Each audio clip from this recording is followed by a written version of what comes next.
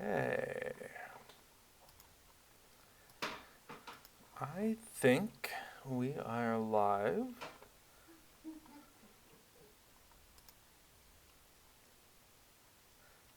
And my camera is off kilter. Oh well, that's okay.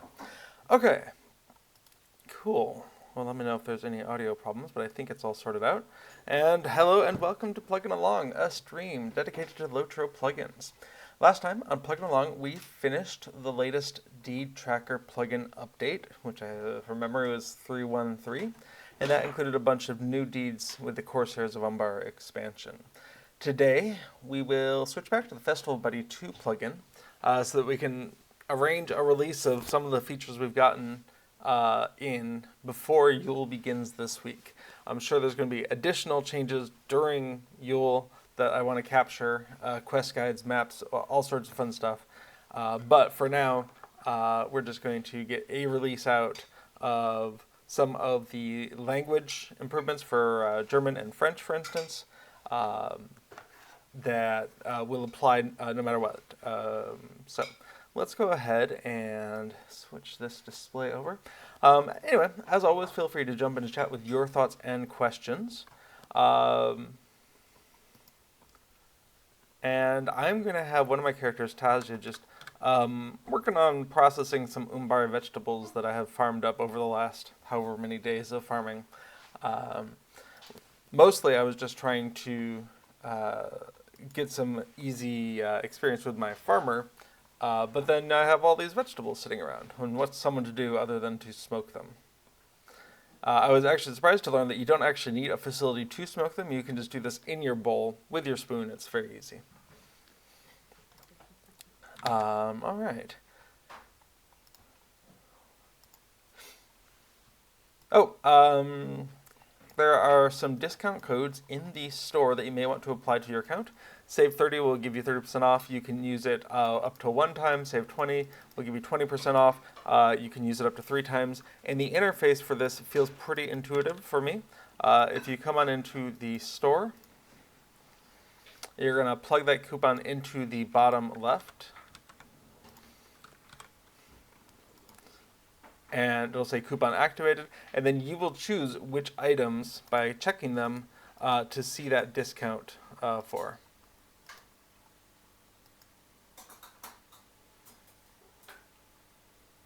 But watch out, if there is a special, like minus 30%, and you activate your 20% off coupon, it will show you the 20% off value.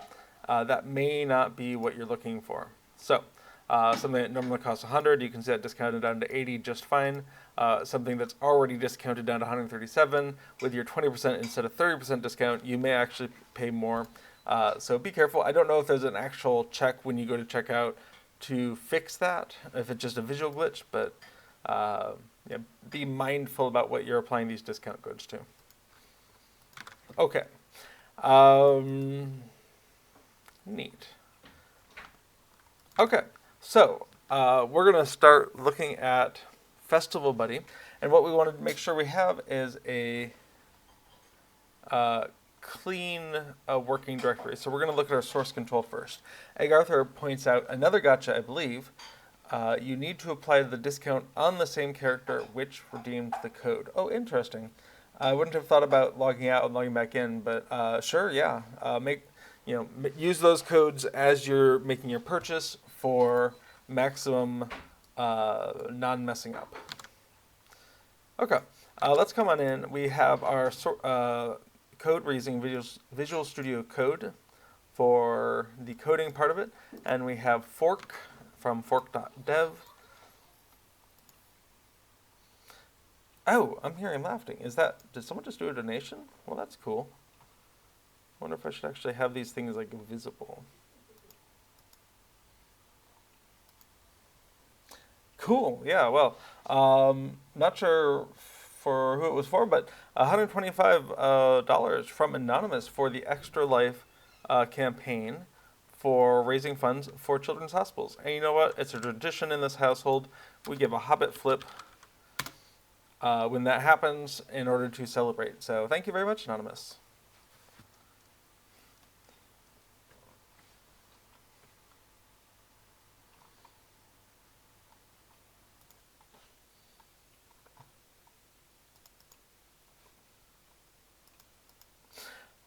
In chat, Ryan says, hey, is there any way we can update the deed tracker with the new Umbar deeds? Indeed you can. If you go over to LOTROinterface.com, you can find the deed tracker was updated, and that includes the update 38 Corsairs of Umbar deeds. There are a couple little things there, here and there, but that was released on the 28th. And in game, if you have it loaded, you can tell that you have the right version. First of all, you're going to see version 313 in the version number. You're going to see that the tabs have been relayed out up here so that the 5 landscape tabs are at the bottom and the 5 other tabs are at the top. You'll have a Harvestmath with Shields of Isles, Cape of Umbar, and Umbar Baharbel. Under instances, you'll see Corsairs of Umbar, though we don't actually have any deeds there yet. And Class Race Epic, under Reputation, you're going to see, and Allegiances for that matter, you're going to see some other stuff as well. So the Citizens of Umbar Baharbel, and under Allegiances, you're going to see the Ledger Keepers, Umbar Baharbel, and the Order of the Eagle. So those are all available in Deed Tracker version 3.1.3. Update in your favorite method. If you use the LOTRO plugin compendium, it has a way to update that for you. You'll click one that needs to be updated. You'll click the update button, and it will go out and download the appropriate file and put it into place.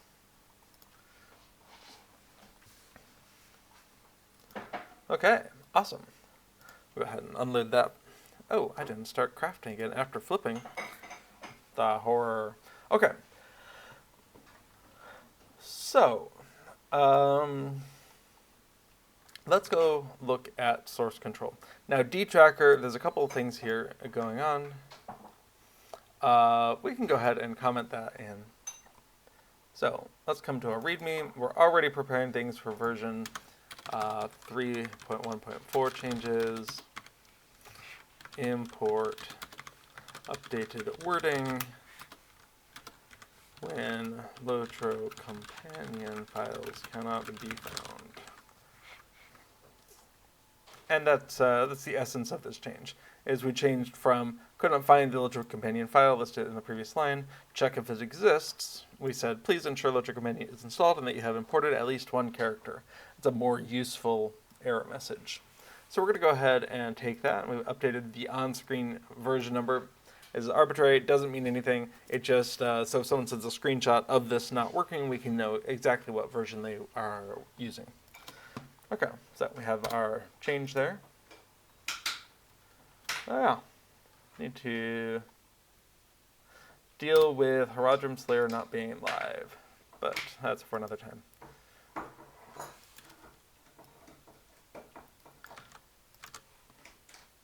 Okay, so D-Tracker, the only thing that's there is the globals set debug options equals true. We don't need to worry about that. Minstrel buff, there's stuff in progress here.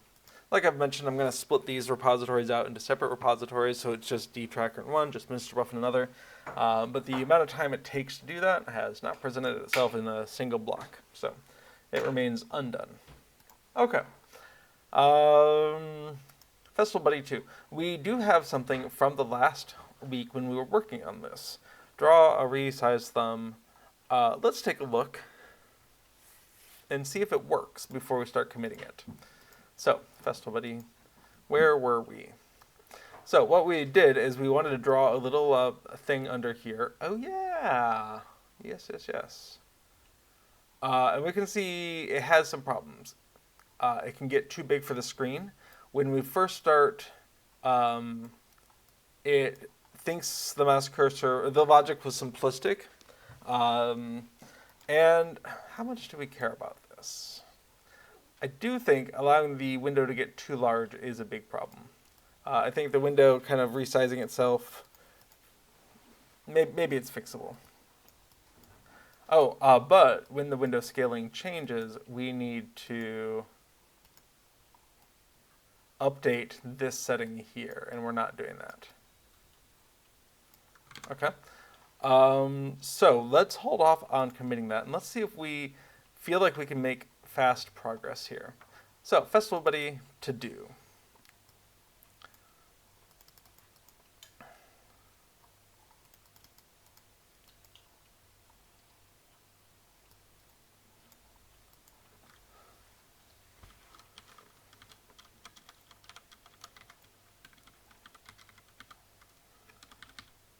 Okay, options need to update.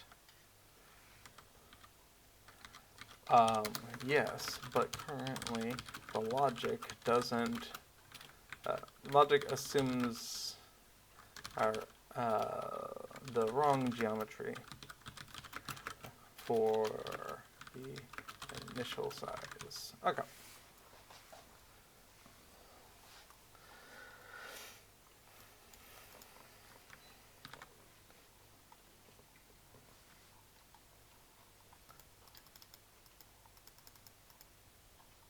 The one thing I wanted to do here is the Mandraval's German language fixes. That was the higher priority, but I am wondering if we can get this resize thing. And on the other hand, scaling is already supported in this UI, and I don't know how many people actually want to use it right now anyway. So I think we will not worry about the thumb. We're gonna mask this. Also, the window can get too big for the screen. We will remove this for the current release. Okay. So how do we remove this? Well, how did we add it in the first part? Draw resize thumb in main win. So let's go ahead and pull that up. Main win. Draw resource thumb. When we do draw that, all of this happens. So if we never draw that, it never happens. To do uncomment once. The to-dos in draw resize thumb are addressed. Okay, so does that fix the problem? Well, you can't resize with that thumb. You can only resize using the scroll bar here. So yes, it addresses that problem.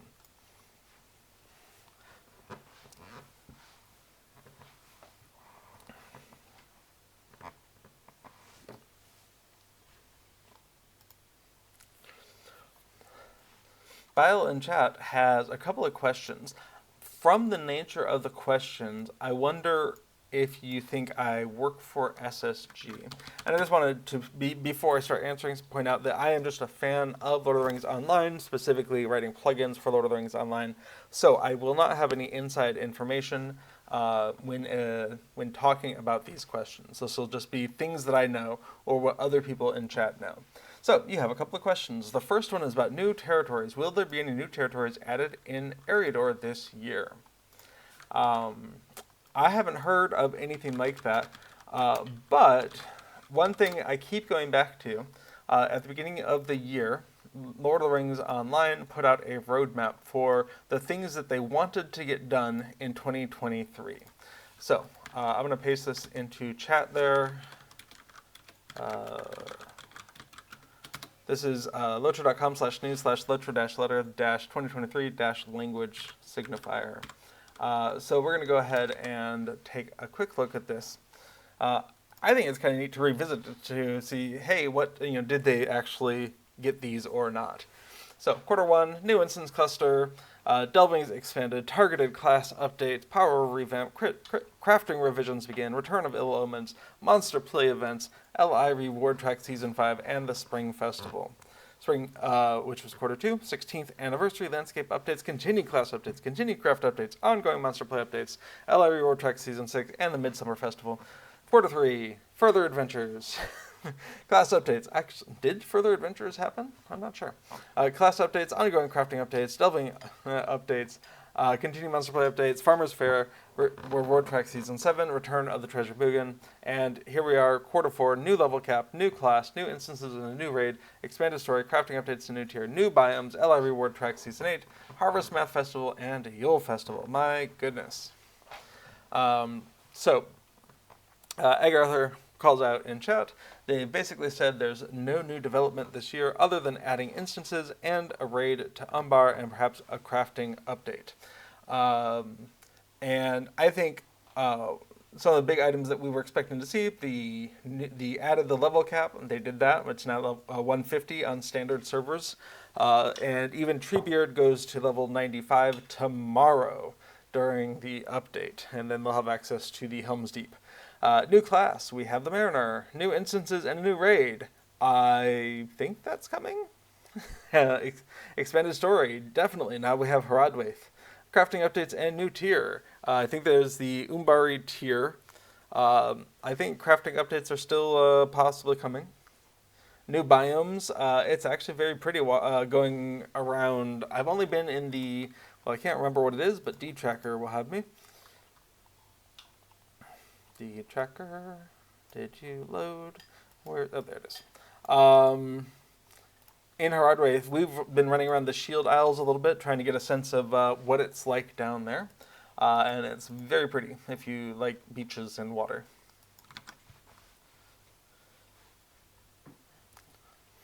Bio says, will there be the same schedule with updates this year, or should we expect it next year? Well, when was this put out? This was released January 18, 2023, and I hope that they will do something similar for 2024, because it's nice to see what they're planning to do and then kind of revisit and say, oh, how well did they hit their goals, and what kind of stretch goals were they able to work in there.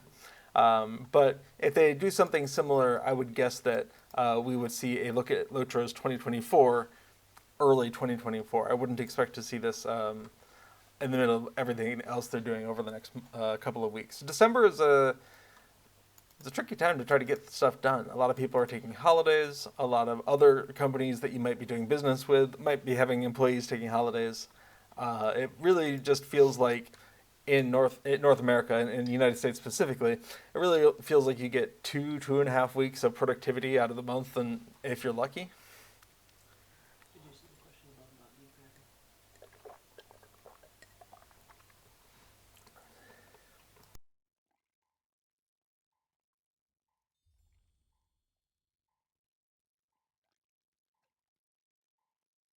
Okay.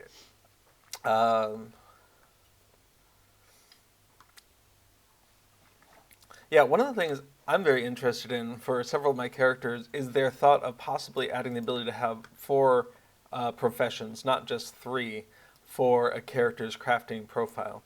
And that would definitely change how a number of my characters play things. But that and the old school of crafting interdependence that I have very much in my head.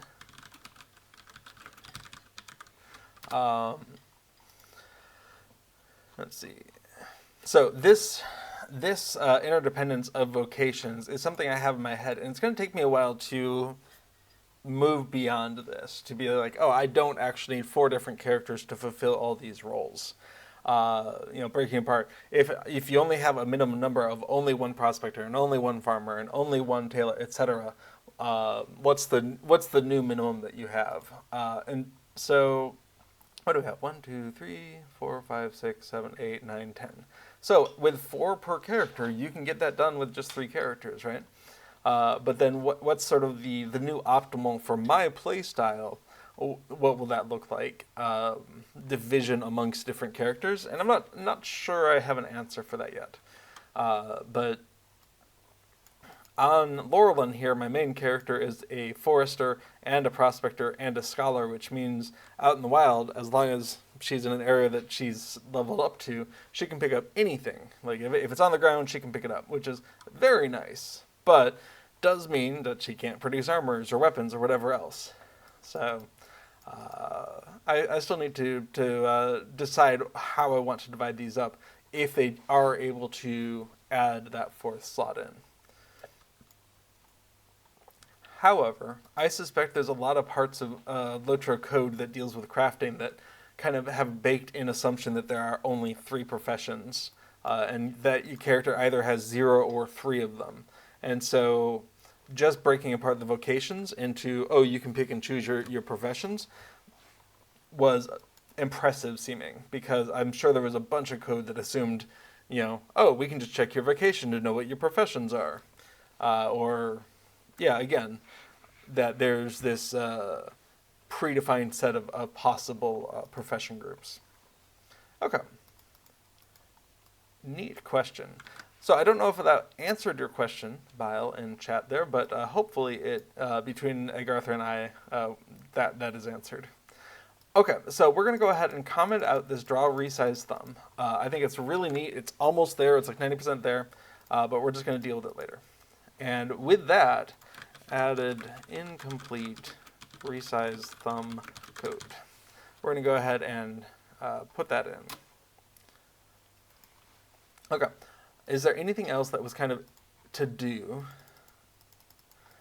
The maze map isn't quite done, but it's probably done enough for our purposes. Let's go ahead and load up Festival Buddy and just plop through the different festivals here and convince ourselves that we're not going to have a problem. Oh, that's interesting. This is resized. Is it scaled? Yeah, that was scaled. No. It just looks, I'm going to just bump that up so it's a little bit easier to read. Okay. So that's Yule. We can go from one thing to another to another. Awesome.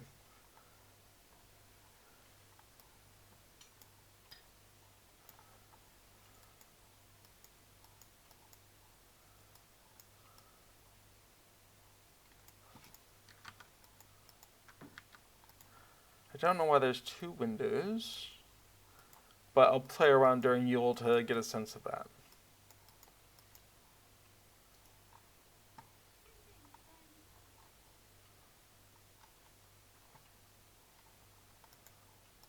Nice. Oh, nice. Biggest stomach of them all includes the debuffs that each of the foods gives you. That's nice. I have to remind myself what that is. Okay, what is up with? I'm gonna go look at the Frostbust Theater. I assume it's leaves and petals, actually. Is that what we're saying? Extra? Yeah, protagonist. Okay, so if you're in the Frostbust Theater, you're gonna have a thing for your rotten fruit and your leaves, rose petals, whatever they are. And if you're doing one for emotes, you'll get the relevant emotes as well. Okay. Neat. I can see why people like this for Yule. Okay. And then spring. Okay. Maze map works there. Shenanigans. Harvestmath.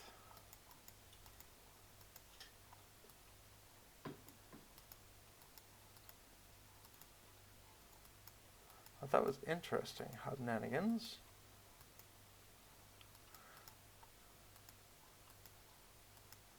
Okay, when switching to Shenanigans, something went wrong. There's an error message in our plugins chat. Attempt to perform arithmetic on year. Well, then don't do that. Time function's 123. Let's go check that out.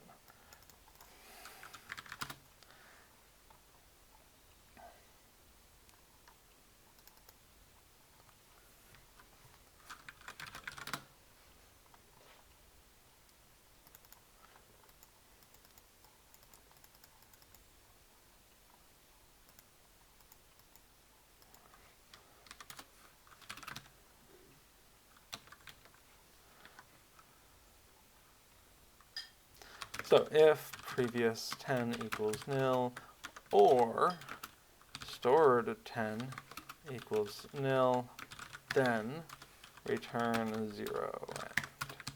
So we just don't want to deal with nil values right there. Let's check that out. Okay, so Midsummer, Hobnanigans, Harvestmath,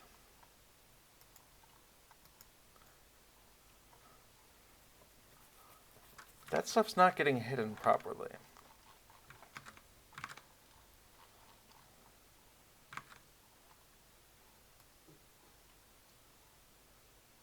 Oh, that's still getting called.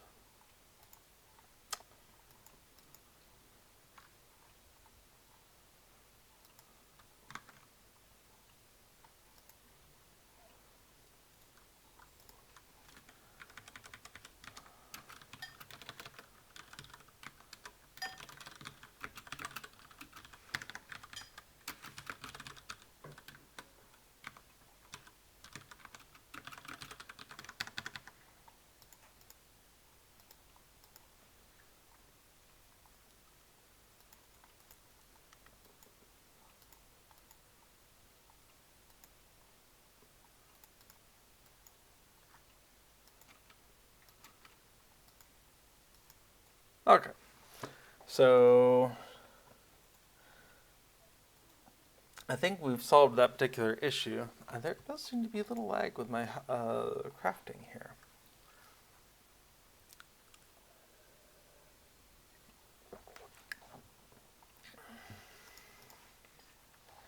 Now, part of the problem is the code that was running that every 5 seconds probably is running more often than we want it to. So let's take a look for update.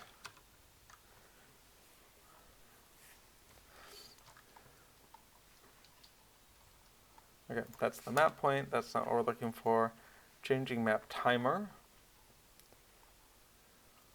We only want that if this one does change. And so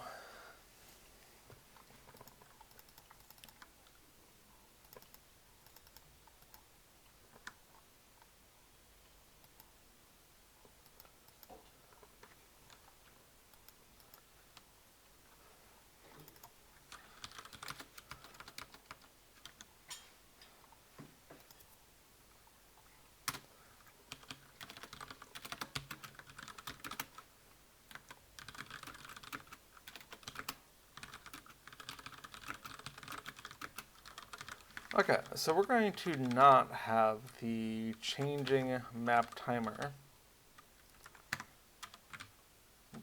being called. And that should sort through what we were seeing down here, that we were running into nil values because they weren't being set until before we needed them. All right.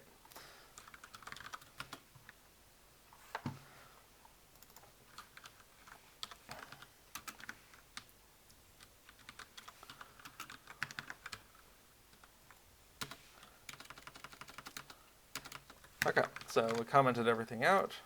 Let's go ahead and load that on, nope, 123.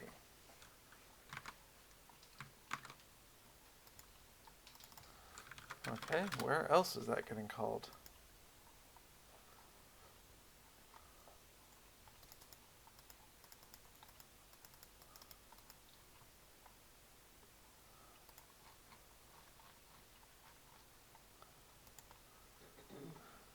All right, 123. That's date 2, which is coming from stored. Okay.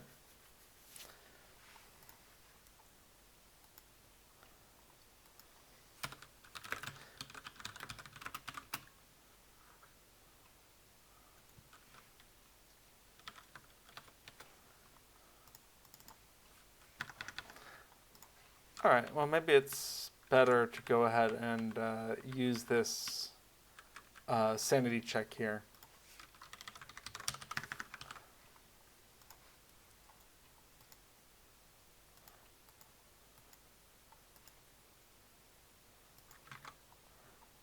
But let's go ahead and actually return a valid number.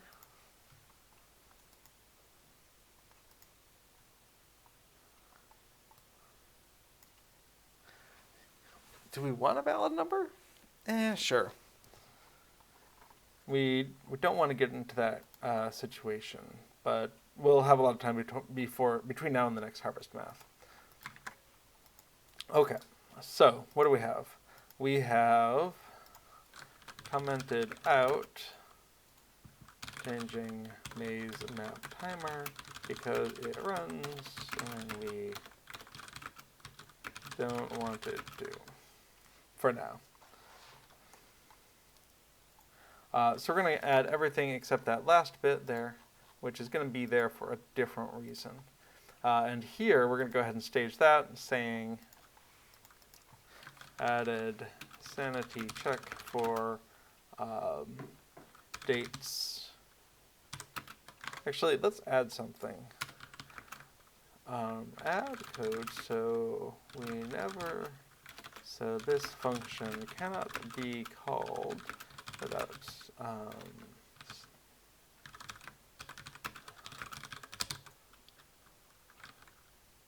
why did I call it store to 10?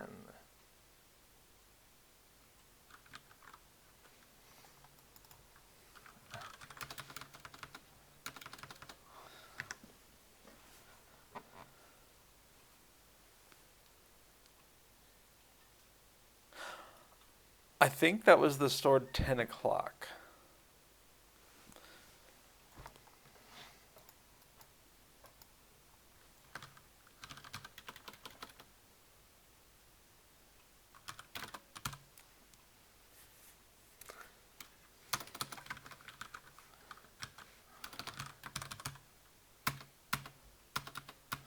Okay. I'm going to be lazy and type it in Dutch because I can do that without apostrophes, which are not valid in a variable name. But we're trying to say we're storing the 10 o'clock value in that date. Instead of calling it stored 10, I'm going to call it stored 10 o'clock, but in Dutch. And a year from now, we'll look at it and say, why on earth did I think that was a good idea? But for right now, it's fine.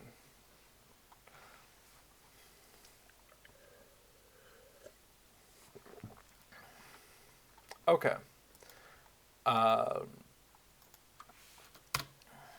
So, I just set for dates for now. Okay, that gets us closer to where we want to be. Let's check out that to do. Need a central system. Cool, we're going to not worry about that for now. Date difference can get called a nil date. We're going to mask that for now. Options window needs to update. Cool, we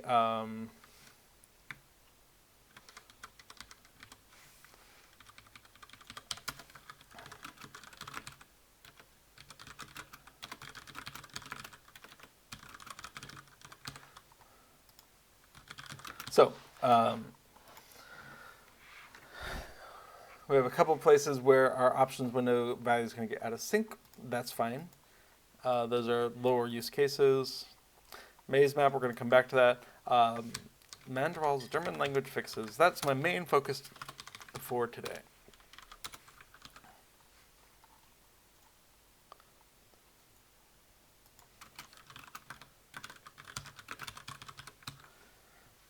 Okay, let's go ahead and save that to do.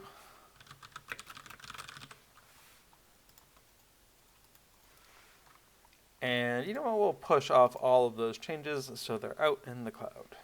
Done.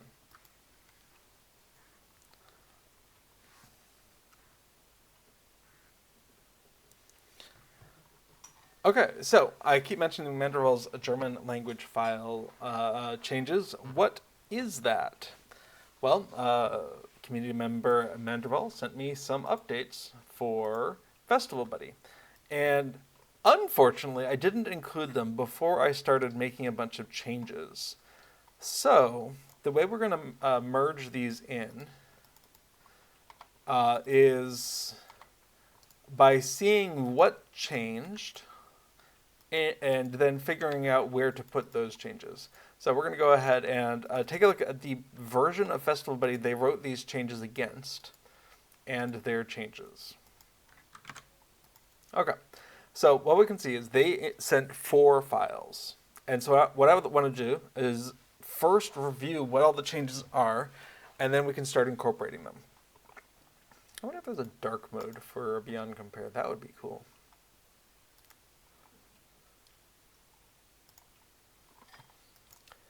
Hey, Scooter Software, you got a dark mode yet?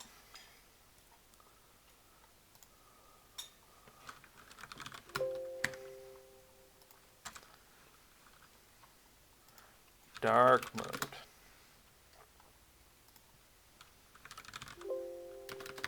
No. Oh well.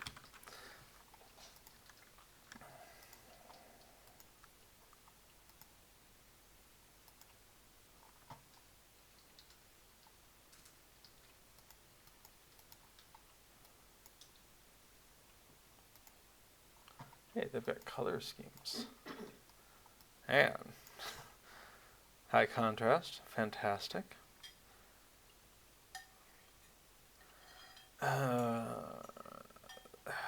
Doing a dark mode without the window borders being dark, I don't think that's going to work for me. I'll just pretend like it's fine. Okay, so really we don't care about the orphans. We only care about these 4 files. So we're going to go ahead and simplify the view. Chat logger. Let's see what they've done. And keep in mind, these are changes from a German perspective. So not everything is necessarily going to be language dependent stuff, but that's kind of the mindset we're expecting to be in. Okay, so we can see we had some the names of some of the dance instructors were hard-coded in whoopsie doodle, and I want to say like that's an easy thing to do when you're first developing these. You may not even realize that the names of NPCs changes from one client language to another, but it's also an easy fix. So, right, don't get too involved in this, but don't try to change them right away. But I do want to see it in situ. So this is what it still is. We can see we're hard coding the names of these NPCs, and they provided a, hey, let's put them into your language lookup instead. Lorenz ahead. Those dance instructors never get a rest. Not during the festival, but I think they get to sleep after the festival. Always the same. That's why you only see them every 3 months. Okay, so that's awesome. That's a great change.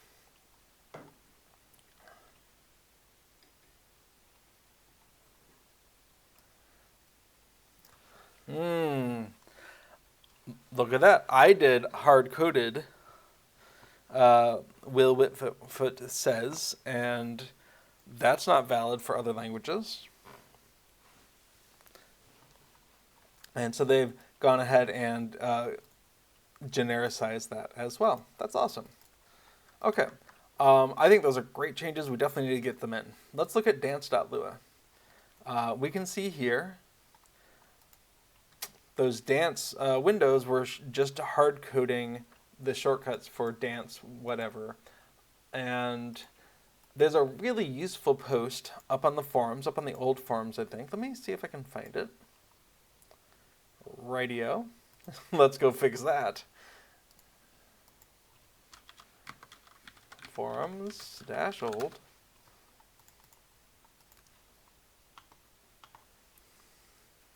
Fantastic. Thorolor, almost a decade ago, hunted down a bunch of chat commands that you can do in the game, and their German and French counterparts. And this can be really useful just as a plugin developer. If you log in and you're like, oh, I would like to type something, all of your commands are going to be different. So your emotes are going to be different, but you can get there through the emote system. But if you just want to do /dance, that is going to be spelled Tanzen or Danza, depending on your language. Fish slap, obviously it's going to be different. All of these things. And so it's quite likely this is no longer a complete list because this was in 2014, but it's such a great starting point. So great job to Thorolor for putting that all together. Okay. So, bearing that in mind, we can see that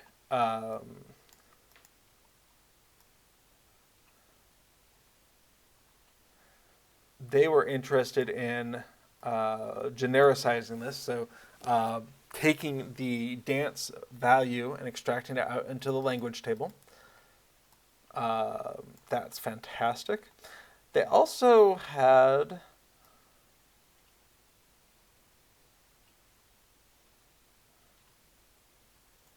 Oh, they copy pasted. Okay, yeah, that's fine. We can actually go ahead and delete those and delete these, I think.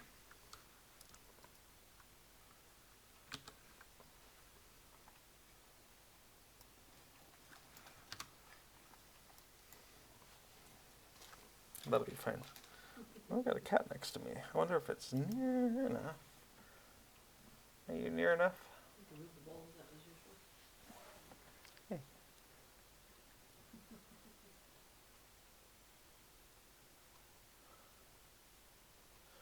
Fantastic. Thanks, Casper. Okay.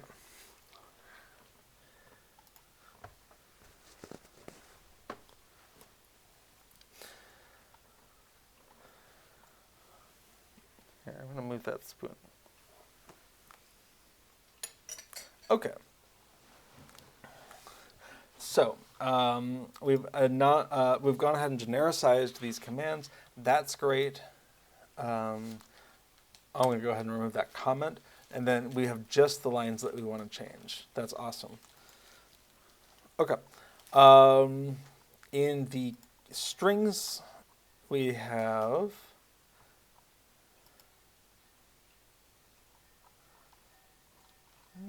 okay.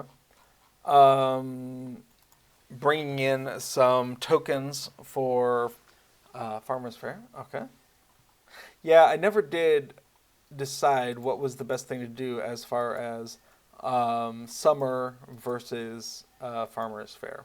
So they are still distinct entities in Festival Buddy, even though that's not a fair thing to do.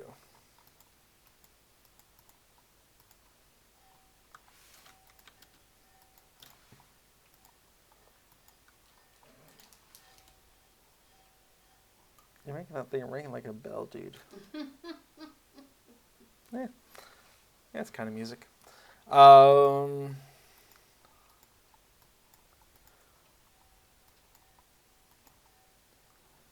Yeah, so if you have Festival Buddy open and you take one of these quests, it should automatically switch to the correct one, Farmers Fair or Summer. And so, yeah, it's been one of those things where I haven't consolidated them, but I should. I think I'll make a note to do that for the next Farmers Fair. Okay, I'm gonna shrink that down. Okay, so they want to consolidate the tokens, I think. Um,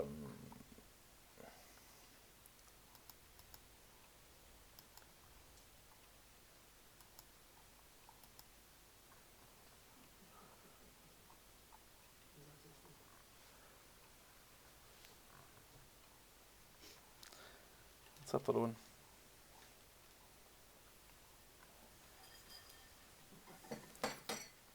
Yeah, let's get that bull out of your way.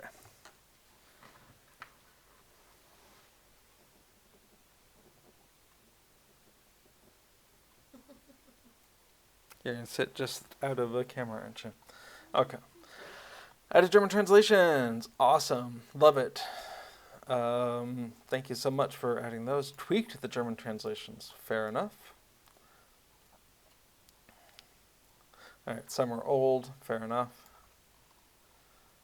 Tweaked the German translation. Quick guide. Okay. And some other ones as well.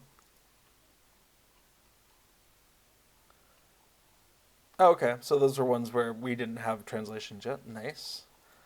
Translate, translate, translate, translate, and Added a color in there. Interesting. Yeah, that's probably fine. Alright, these must match the names given in game. Change German translation. Okay. What did we have? We did not. Das Publikum. Feuerwerksanger. Okay. Great. Flying feathers. Fliegende Federn. Federn. Steelbeak. Stahlschnabel. Schnabel.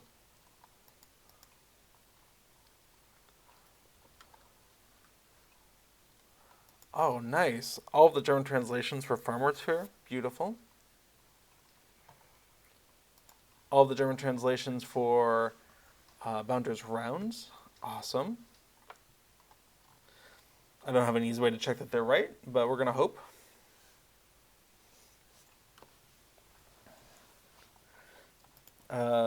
German translations. Nichts. Nice. Okay.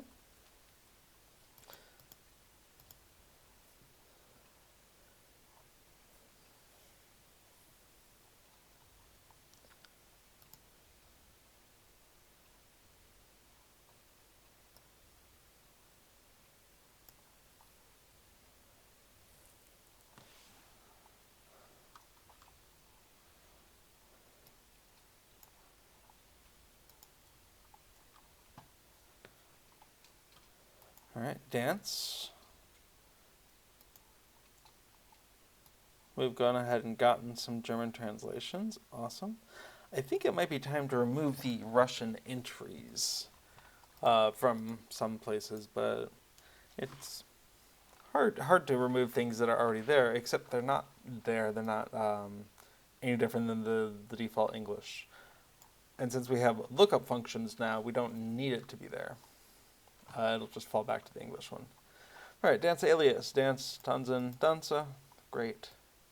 Dance instructor hobbit, nice.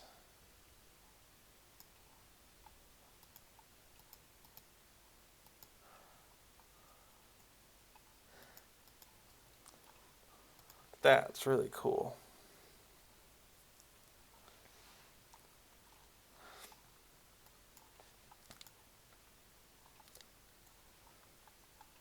All right, the names of the quests are coming in. Awesome. Dance will begin now. That's the starting one.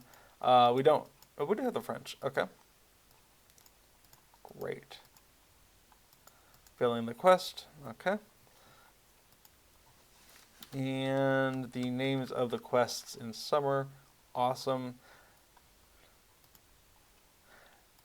Now, one thing we can do after we've merged these in is check to see if there's anything else that we can kind of fill in ourselves as far as quest names or item names or that kind of thing. All right, buttons, background, Hintergrund, great. Auto open, auto öffnen, great. And then the tokens. Adding in each of the Farmer's Fair ones.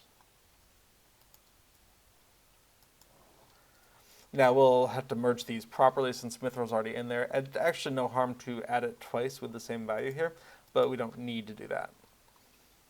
Okay, auto open, get some German stuff, more German, and directions, fantastic.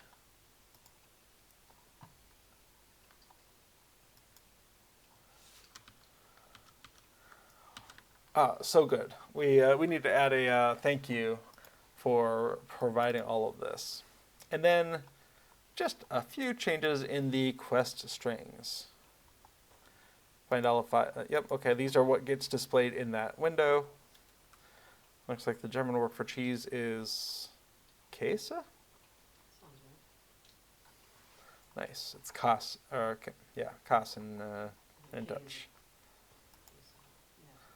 Fantastic. So we get a bunch of those updates. We're getting updates to the emotes as well.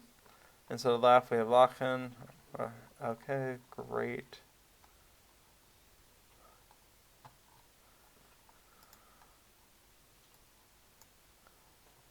Farmers for strings. That's great. And then what's up with this? Okay, this is them doing the consolidation between summer and Harvestmath. This could be a time to do that as well, given that they've already done the hard work of it. Okay, so we've had a chance to review, and this big chunk that I was worried about was just them just moving stuff around. Although I will say that means these are probably in here twice. We'd want to clean that up. But this is a great starting point. This is a great framework for what to do. You know, you're hard to have in camera. All right, we'll get you and an arm.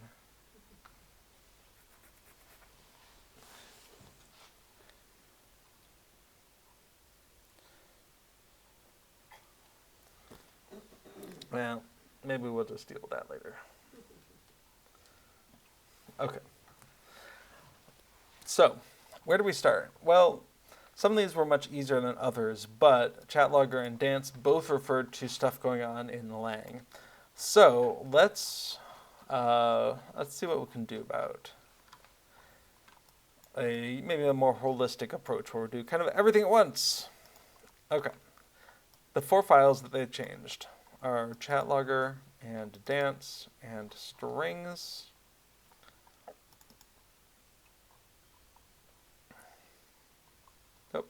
Oh, that's the wrong one. Dance and strings and quest strings. So those are the 4 that we need to be concerned about. Huh.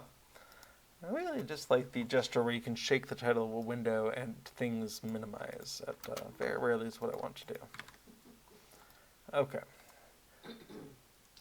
So we're going to go ahead and work our way through this. So, chat logger. The first thing we do is line 132. And here's where we want to go ahead and extract these names. So, Lang dances dance instructor elf. Great. Let's find that.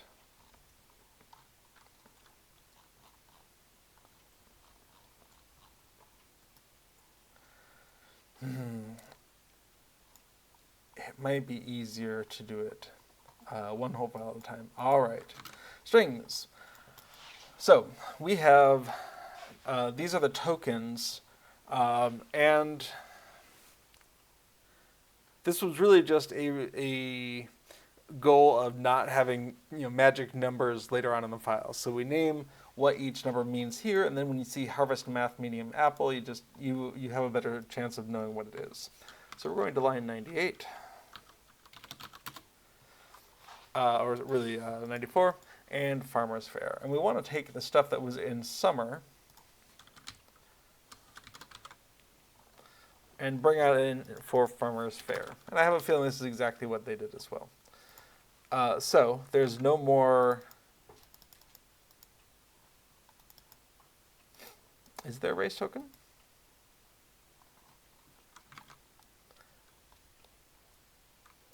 What is the race token? Okay, so it's this. And the summer race was this. Well, those are different numbers. Okay, but what does that mean?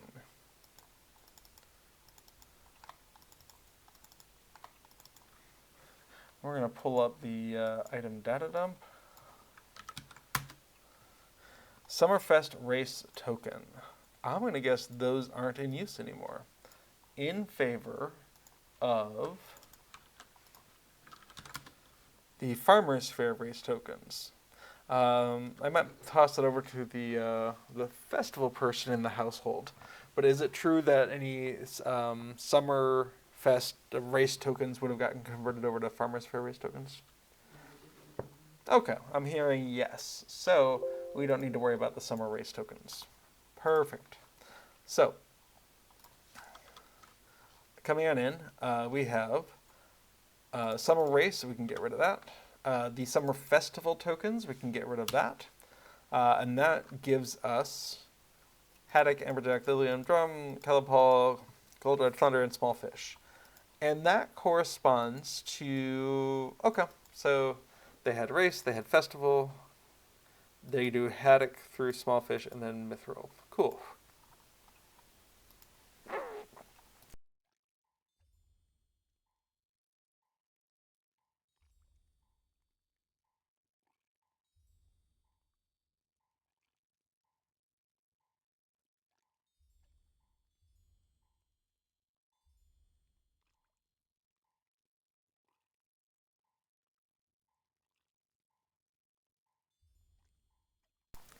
cat's directly in the path between me and the trash bin. So it gives it a little challenge mode.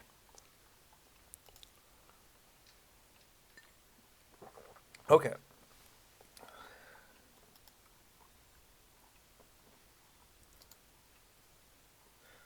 I don't want to see stuff from that Discord server. Thank you. Okay. So, any place where we have summer haddock here, we want to change that to farmer's fair haddock. Pretty simple. So, what does that look like? We're going to go ahead and turn that, and that's it. But that's just the beginning. So, same thing with the amberjack. We're just going to change that to farmer's fair amberjack. And what we're seeing is that there's really just the two places that we're doing that. So we can go ahead and do a little bit of a shortcut here. We're going to go ahead and do each of these summers here and change that into farmer's fair. And we'll do the same thing up here, where each of these summers turns into farmer fair. And now that we've done that, we can see that these can take the place of that mithril. And we've gotten the essence of what was going on with this summer's festival. Cool. Okay. So we also saw that these tokens were being used in summer, but we want them to be used in farmer's fair. So we're going to go ahead and insert them between festival and mithril, and we have the duplicate mithril there. And then we can remove summer. In fact, we should add it to our to-do list. Hunt down all instances of summer and remove and switch to Harvestmath.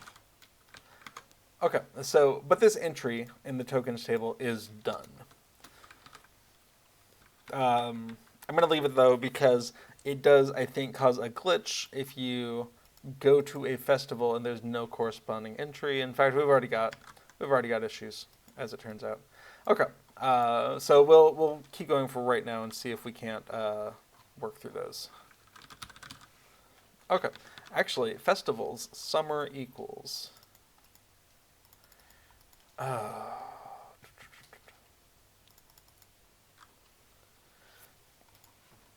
Would it make sense to kill that entry? Probably. Let's find all uses of the exact word summer. There's not actually that many.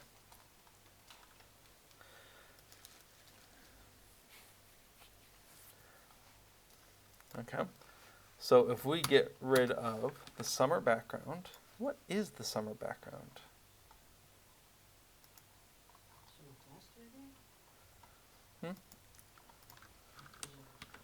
Main win back summer. Resources, main win back summer. Okay. Looks like the pond, probably? And then the farmer's fair. Oh, I said Harvestmath earlier, didn't I? And then that's the table. Oh, I kind of like both of those, actually. Oh, well. To farmer's fair. But regardless, we don't need that in that table. Okay. Let's go back to the searching. Barter items. Ooh, I do not know how many of those are available. Most of them. Yeah, I would assume most of them got moved over.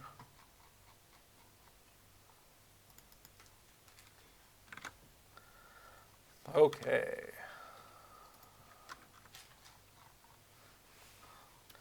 Farmers Fair Festival. Coming in into barter items. See, this is why I always put this off. There's always more.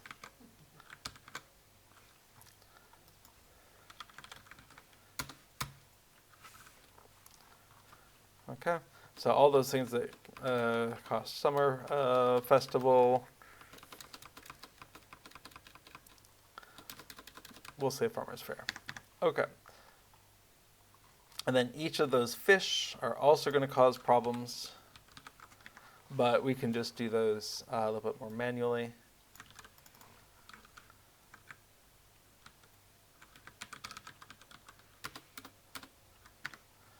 All right.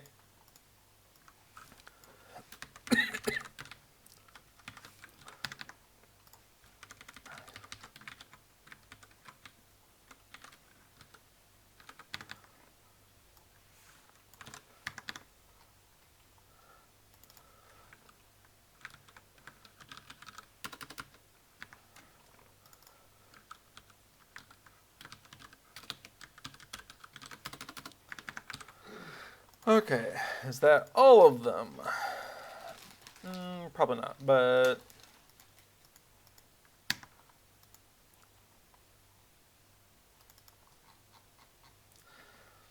okay, so key thing, the barter items window is still using these magic numbers instead of the newly introduced festival values.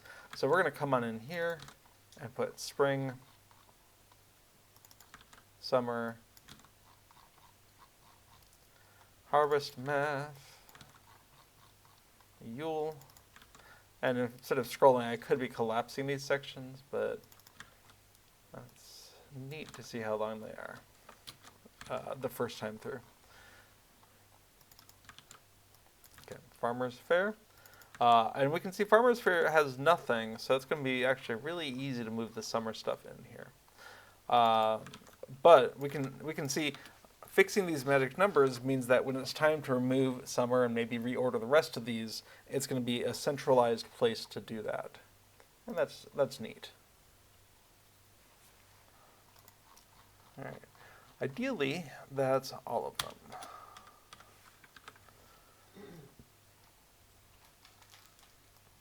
Okay. So we can see summer is gonna go ahead and be excised.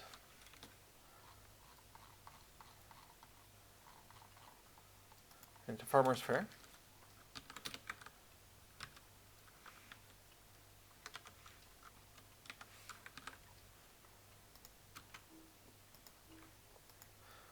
Keep crafting. Okay. Okay, so that's Farmer's Fair now instead of summer. Cool. So Farmer's Fair, if we go to barter, we can see all of these things. We get the Farmer's Fair tokens, robe of the Harvestmath celebration. Yeah, that's not bad.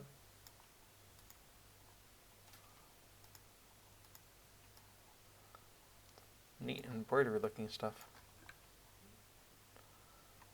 Let's see. What if you had a cloak? Oh, let's go together nicely. How dyeable is it, though? Oh, wow. Not very much, but it does pick out a bunch of design that I didn't even notice was there. Oh, I think that's way better. Neat. All right, can you do the same thing with the back? Yeah. What is going on here? Okay, this robe is really needs to be dyed, I think. And dyed dark. Wow, that looks so much better. Like, Oh, that's nice. like yeah, it's just kind of this washed out, and you can just make out these leaves, and then there's so much detail if you come in and dye the background black. Like, there's butterflies there. I'm gonna say this it's twice as good or better if you dye it something like black. Maybe it doesn't have to be black, but something dark and contrasting. But black would be my first default.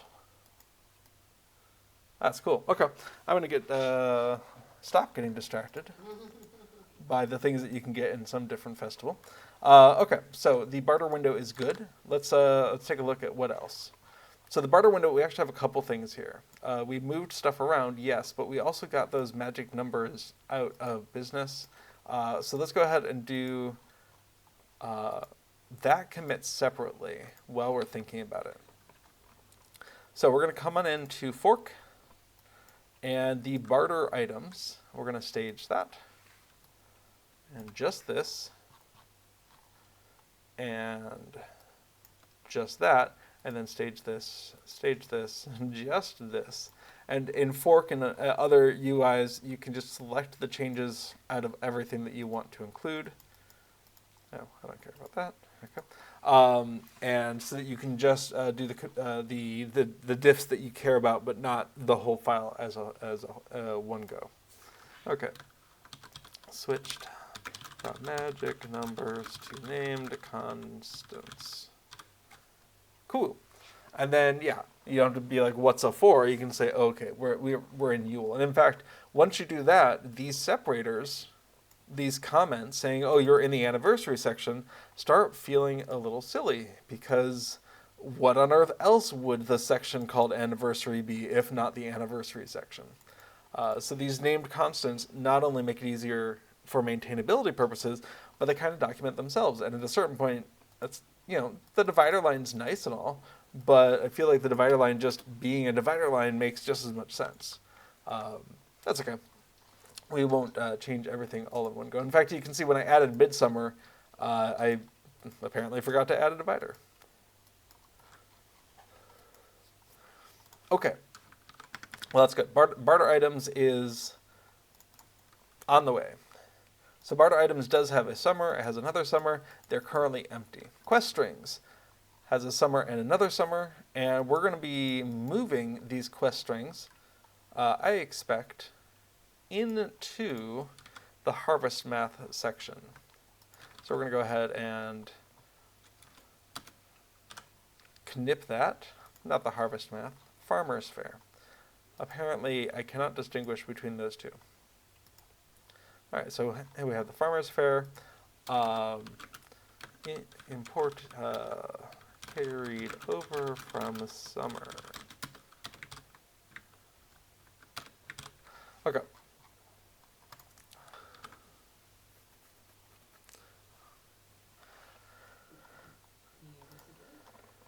Okay. So that is a summer. That summer is also empty. Strings, we have summer 2. We have festivals. We have an entry for summer, which now we don't need. Debuffs, summer was already empty. We have, this is strings. So these strings are also going to come on over into Farmer's Fair. What did I say? Imported? Carried over from summer. There we go. Carried over from summer. Okay. Now this summer is empty. And tokens is empty. So at this point, ideally, every instance of summer is empty. Empty, empty. Not empty, but literally just the name of the festival. And empty, just a comment. Empty, just a comment. Hunt down all instances of summer. Neat. Let's do it. Okay, so we want to keep our tables. Actually, do we care? I don't know if we care.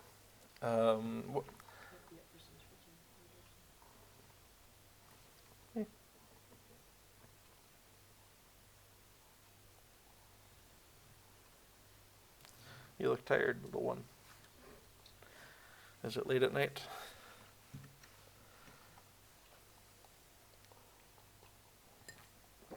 Okay, so where is this used as a key? It's used as a key in tables. Do we iterate through these tables assuming these are in numerical order?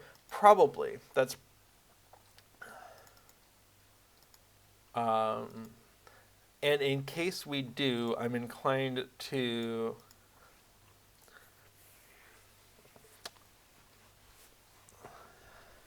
So the problem is, I'm pretty sure what festival you're on gets saved in the save file, and if we removed the summer festival here, then your previous festival would be incorrect. But we're coming up on a new festival, so if you load this up, you were unlikely to have Yule saved anyway. Hey, I think Tasia just leveled. Good job, Tasha. Welcome to level 71. Keep cooking. Okay.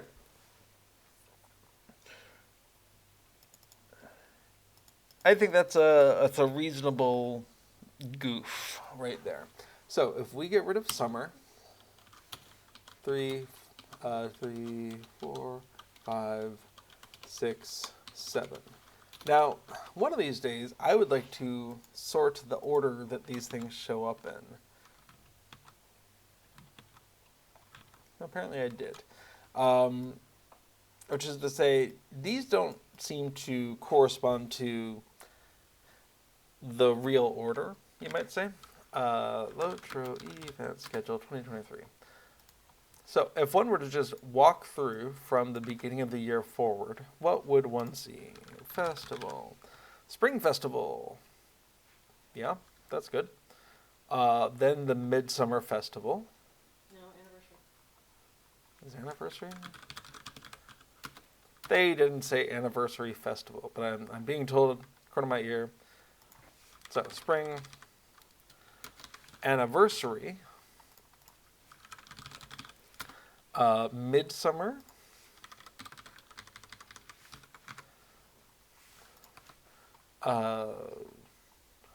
Harvestmath, Yule. Where did Farmer's Fair go into that? Before Harvestmath Before harvest. and... After midsummer. But where is the anniversary? Okay, anniversary was April. Farmer's Fair was August. Midsummer was before that. Okay, so Farmer's Fair, then Harvestmath, then Yule, and then oddball ones like Hobnanigans, which I feel like should either go first or last. But thinking forward, if another festival's added, I guess it wouldn't matter. Yeah, Hobnanigans can continue being last. In which case, the order might look more like this. 2, 3, 4, 5, 6, 7. Okay. What would that look like in-game?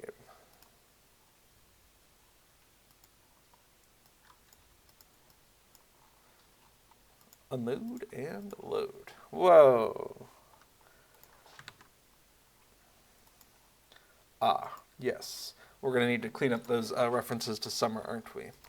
Yes. Let's go ahead and do that now before we forget again.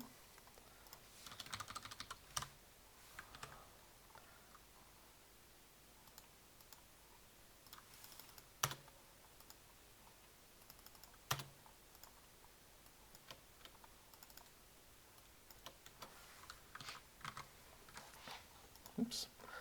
Okay. Can we load? We cannot. Main 175. Well, let's take a look at that.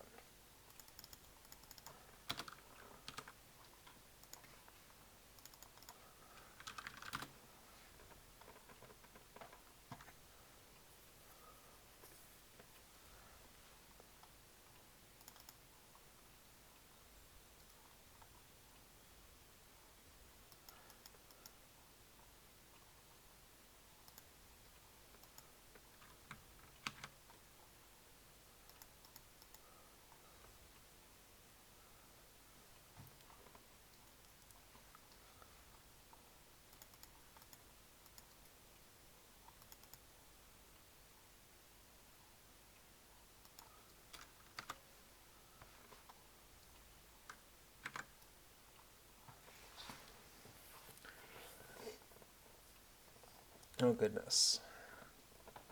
We have things in save files that I didn't think about.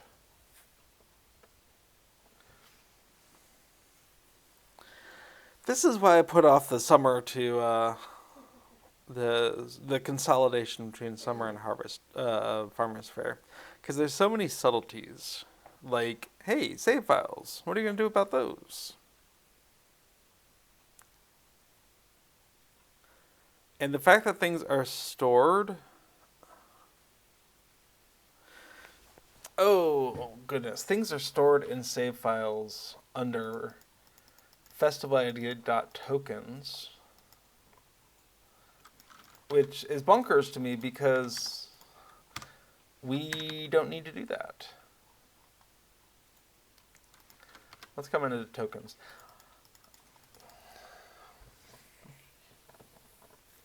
Like, it would have been possible to do this differently. For instance, you could just have the lookup value equals spring. What festival does this go with? Or you can have bidirectional lookup tables.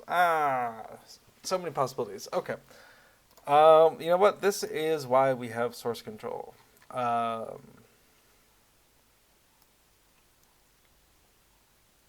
I'm going to do the language changes that don't involve consolidation, or all the changes that don't involve the consolidation. So we're going to go ahead and undo some of this.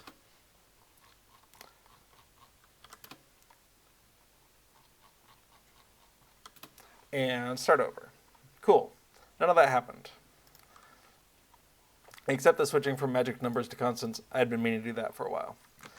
Okay, so what are we actually looking at? We have chat logger, dance, strings, quest strings. Chat logger, dance, strings, quest strings. Okay, starting over, but more casual like. Okay, so we're not going to do that consolidation there. But the German translation here, that's great. Let's do it. Errors load settings.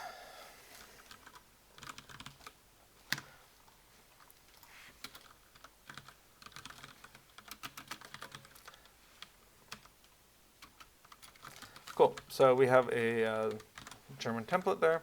We're going to come on in, load settings, and we're going to get these German values. Now, we are noticing that in the meantime, we added something new. So this is settings, and we have settings account. But we also added settings server.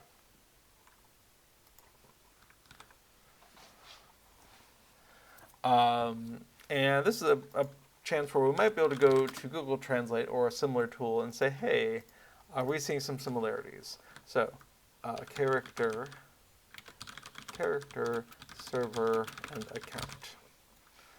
Okay, we have character data, cool.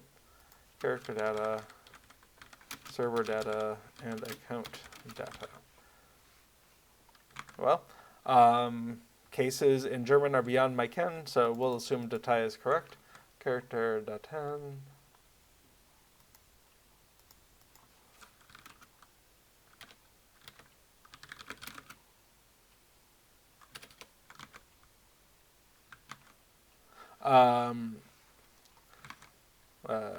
And Konto Daten. Great. So we're going to just say server is fine.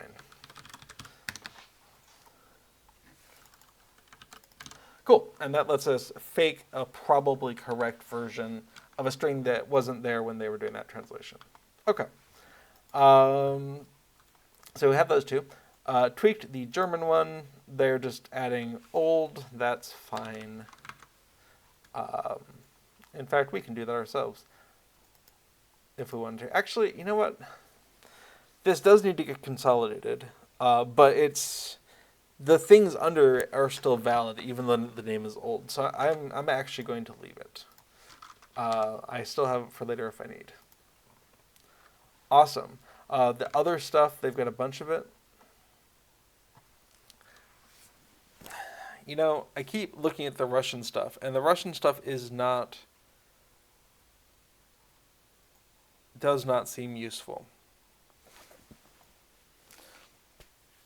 What do we think? Is it worth having it in here if it doesn't seem to do anything?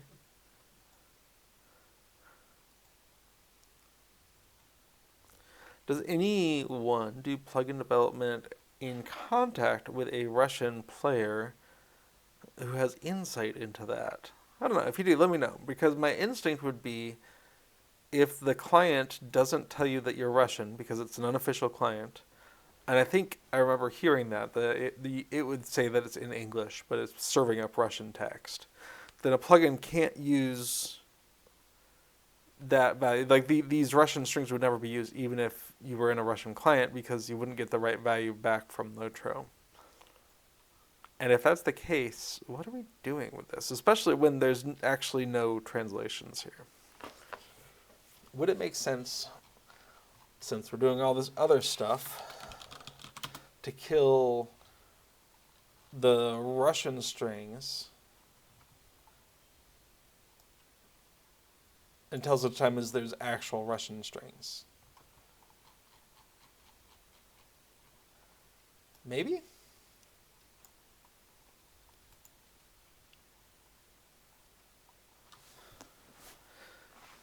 I would say because there's no actual translations. If there were translations here, I would keep them, or at least shove them aside somewhere where they can be easily referenced. But as far as I can tell, it's pro forma support. Like Russian, the word Russian appears in here 150 times, but an actual Russian translation appears 0 times as far as I can tell. I feel like that's more effort than it's worth until someone says otherwise. But if you do it in a single commit, then you can back that commit out, conceivably. Let's take a look and see where we're at. Okay, so we added some German stuff. Let's pause on the German stuff and kill the Russian entries until such time as that does not seem to be the right path forward.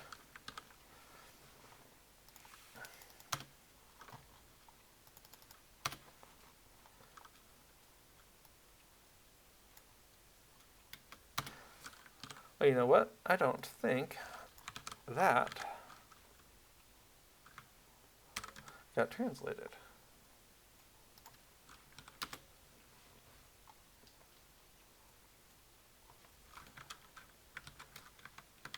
Let me see if I can find that real fast.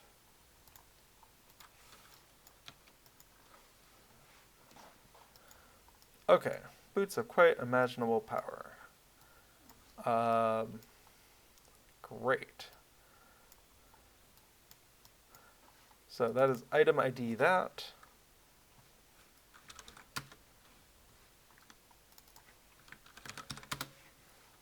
Can you show me those in a different language? Great. French. Did we already have French? We did. Boots of en Stiefel van goed worstelbare macht. All right. Quite imaginable power. Done. In the meantime, enormous boots.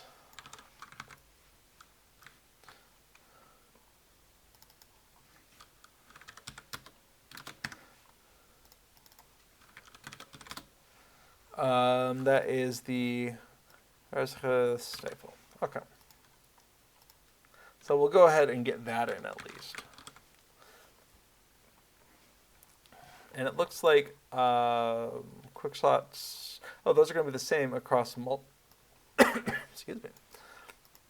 Across several of these quests. So we'll go ahead and get those in for the German here as well.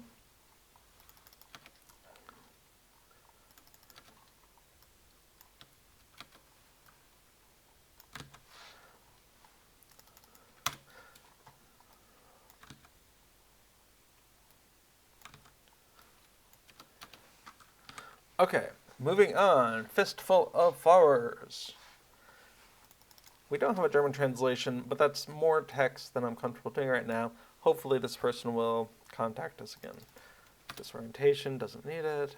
The Chicken Dash, nope, though that does make me want to go do session play.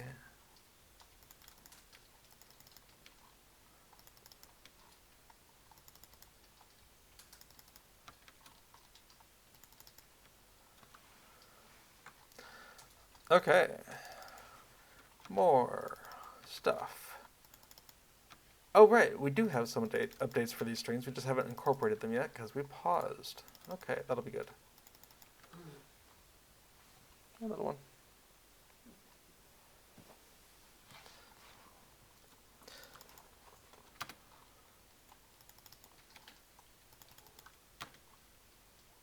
Oh,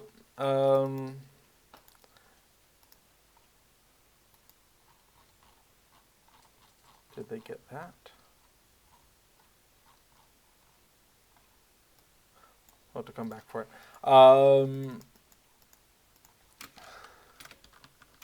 To do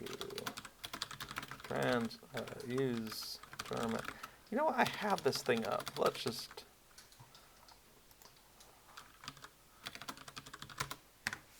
So /look. And I gotta remember the order. German, English, French. Okay. Hail. Grüß.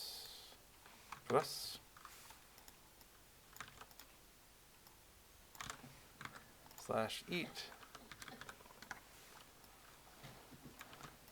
She took his bed. The cats appear to be having some interaction. Oh, you can see him on your screen.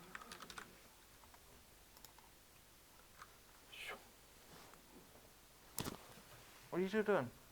He was, he left and she took the bed. He left and she took the bed. Well, fair enough.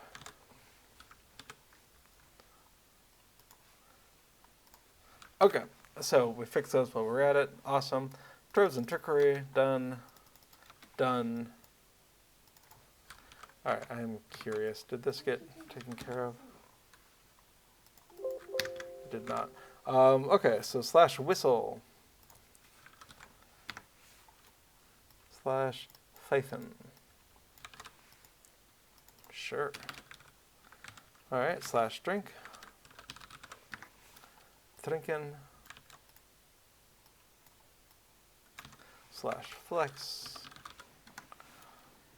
Muskelspiel.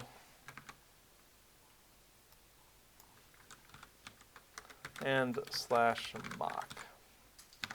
Or spotten. Great. Okay. Tropeshire. No more Russian there, but we can do /shiver. Erschauern. Tantrum. Wittenfall. /burp. Rupsen. /pick. Plakratzen. Okay. Great. And Troves Brie. Last one. Scold. Auskimpen. Wow. That's quite the thing to /type. Crazy. Verrückt. /no. Is it /9? It is /9.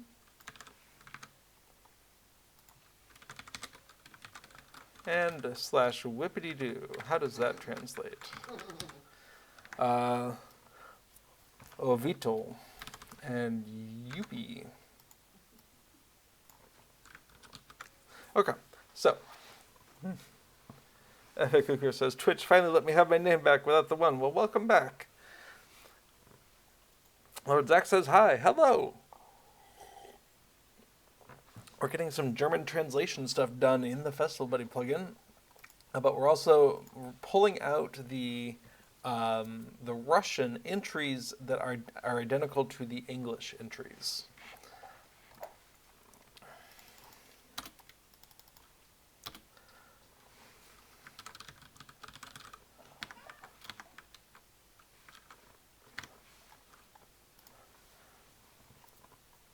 But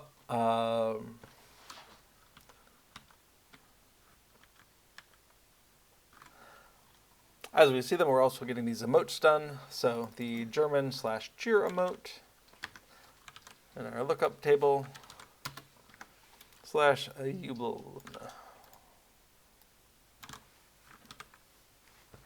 Lord Zach says, insert political statement. I gotta say, I'm behind on my general news right now. So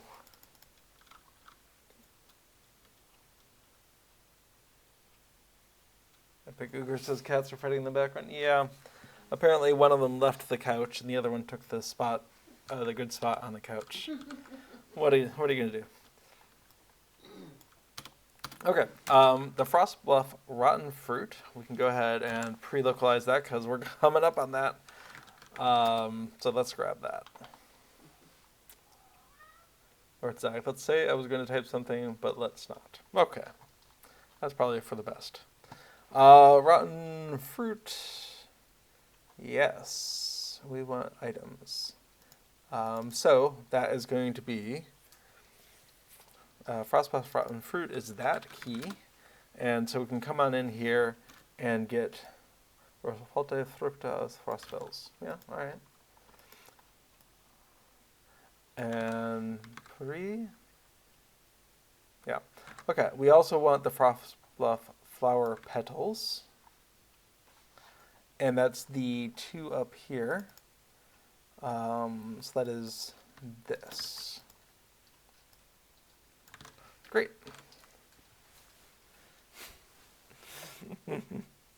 Epic Cougar. Lord Zakbora, please no. We have enough to deal with the orcs. Yes. That's the general approach of this channel. There's enough conflict within the game. Okay, so that doesn't update the text of the German, although that's probably pretty understandable. But that does fix the quick slots that should be popped up, hopefully. Okay, villain. Russian is identical, so we can remove it. But here we have the /laugh, /shake fist, and /rude. What? Yes, yes, little one. You're very talkative. Do you want to explain everything? Okay. We'll just let him do that. Okay, so /laugh, lachen, of course. /shake fist.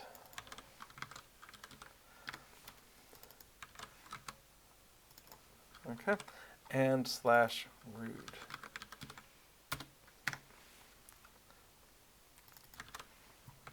Lord Zach asks, did they add any content since the expansion dropped? What, like a week ago? Well, Treebeard is about to get the Helm's Deep expansion, raising the level cap from 85 to 95 tomorrow. So, yes, they'll add some content since the expansion dropped from a certain point of view. Alright, so we still have the Frost Bluff Rotten Fruit and Petals. In fact, we should go ahead and just do that.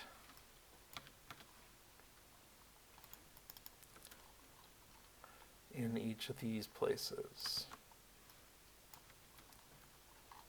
Okay, that's probably all of them. Alright, so we have /cheer. Of course.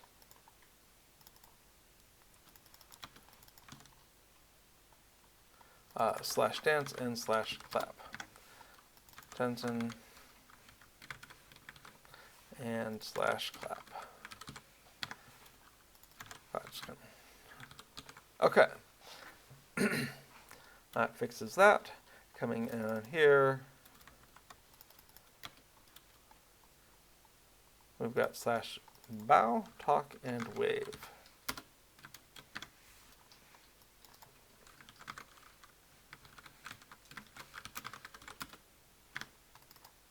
Oh, spoken. Neat. And wave. Except I've just done that in the Russian line. Noob. There we go.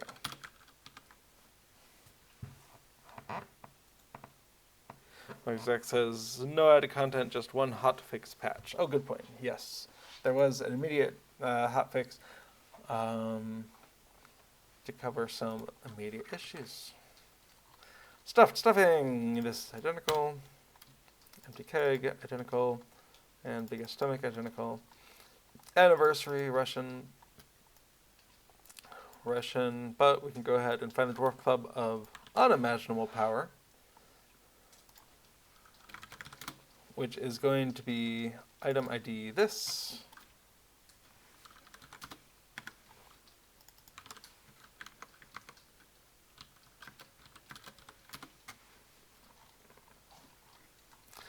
All right, unimaginable power is throw it into 9. Yep.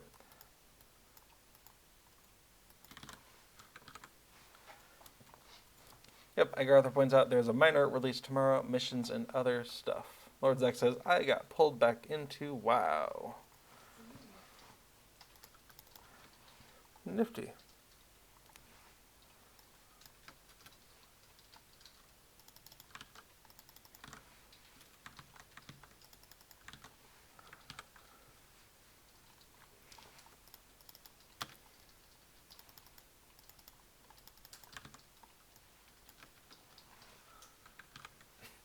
Agartha says, I almost got pulled back too, but so far I'm resisting.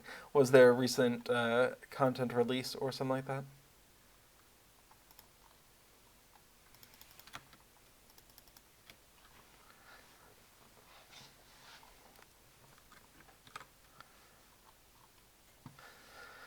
Okay, newer stuff did not include any other languages, so Russian doesn't need to be excised there. All right, what else do we have? We'll go ahead and remove that. So that was in quest strings, and the rest of this is in strings. So we'll go ahead and remove the sample from the template. And then in any of these cases where it's Russian is identical to English. And so far I think that's all of them. We'll just go ahead and excise them. However, we can take advantage of multi-editing so that we don't need to be spending a lot of effort on this.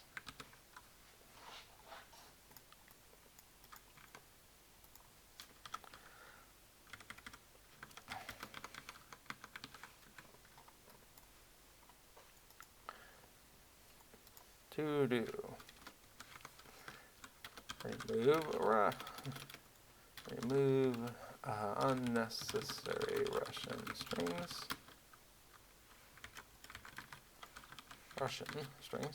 And also change tabs to spaces. My goodness.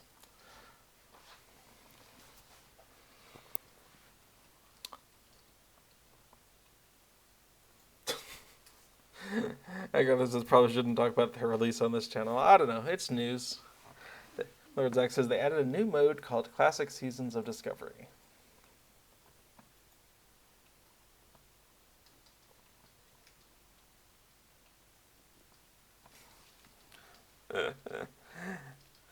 Lord Zach says, I wonder if LOTRO could do something like that. Minstrel tank. I think if your minstrel's not tanking, you're just not trying hard enough. Once upon a time, I hear minstrels had access to medium armor, which gave them better survivability, and I could definitely get behind that.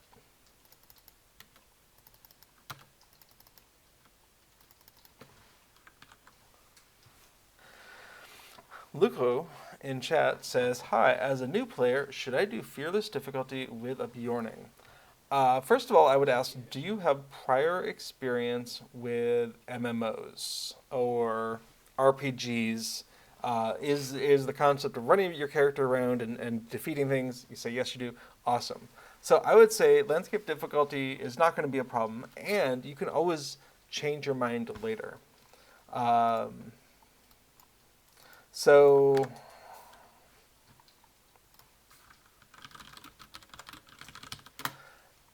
coming into landscape difficulty,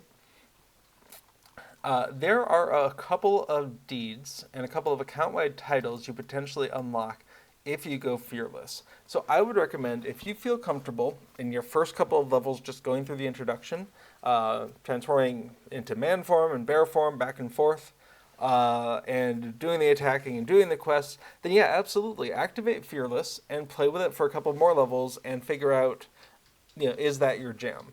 Fearless is going to unlock the Eye of Sauron effects, which means occasionally there'll be little explosions that get laid down on the ground. So you got to watch out for those red boxes, or just power through the damage, and that damage can be significant at lower levels. So watch out for that. But I would say absolutely activate Fearless difficulty before you get to level 11 to opt in to those deeds and those account-wide titles. And if you change your mind later, no worries. Drop it back down to 2, 1, or even 0. You will lose access to those deeds for the remainder of that character, but you could always do it on another character.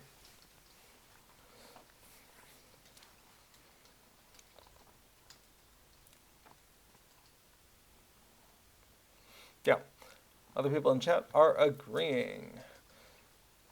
I got her. If you want a chance at the titles, tokens of heroism, which I forgot to talk about, you need to be fearless or higher, and you do get a slight boost to the experience for monster kills, monster defeats, and it takes longer to do them. Yeah, I would say the place where I wouldn't recommend it is a more casual player or a player new to the idea of MMOs or RPGs in general.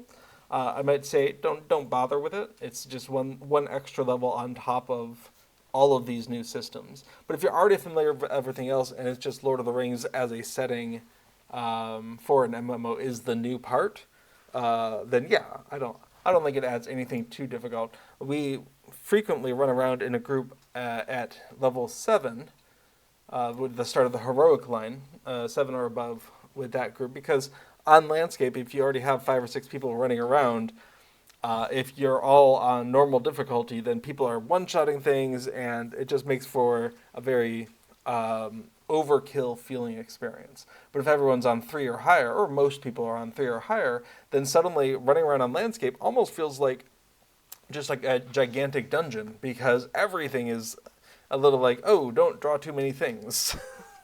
Don't run off by yourself, you'll get murdered. Exactly, Lord Zach. If they didn't want minis to tank, why give them shields? I think that's perfect. I just leveled with Fearless difficulty for the XP bonus, but now that I'm 150, I'm turning it off.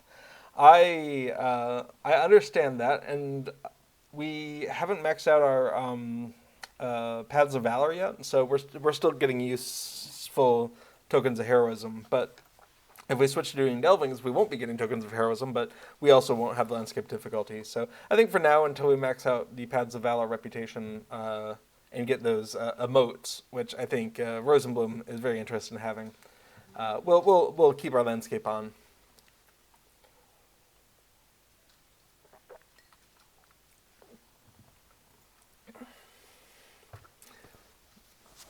Which just says that sounds like fun. Yeah, we've been doing on Treebeard's server, Rose, who streamed before me, and I have been doing a group session play with usually 2 to 4 other people regularly.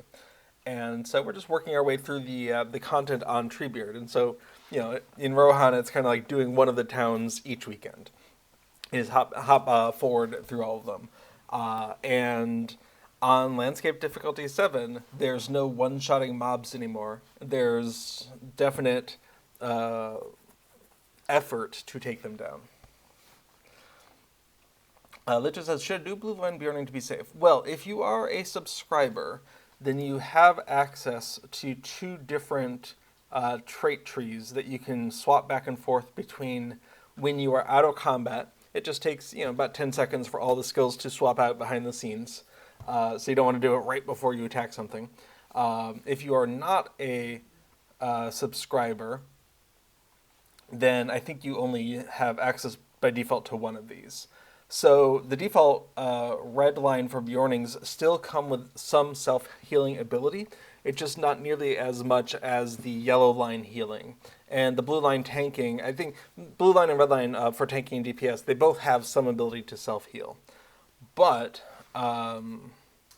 I think for solo landscape play, even at level 3 Fearless, you'd probably do fine in a red line. The ability to tear through your enemies, as long as you're not taking on too many at once, is probably fine. But one of the neat things is there's no real penalty, I believe, even for free-to-play players, to just change your mind. You can be in Redline for a couple of levels and say, oh, I want to try something new. Just hit that respecialize button at the bottom. It will cost you some amount of in-game money. Usually it feels pretty reasonable for what level you are. If someone wants to charge me half a gold, that would be fine. And so it would charge you some amount of money based on what level you are, and then you would just get all your trait points back, and then you can just start over again. So I think there's no penalty to choosing. There's no choosing wrong and being stuck with it. Like old school Diablo, would like, no, I want that back. I guess I'm making a new character. There's no problem.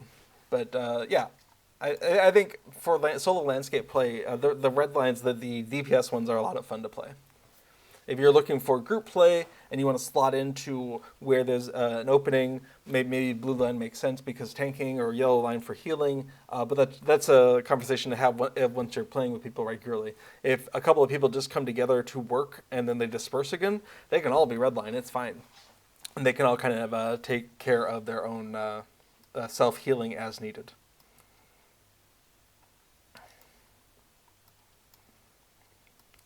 There we go.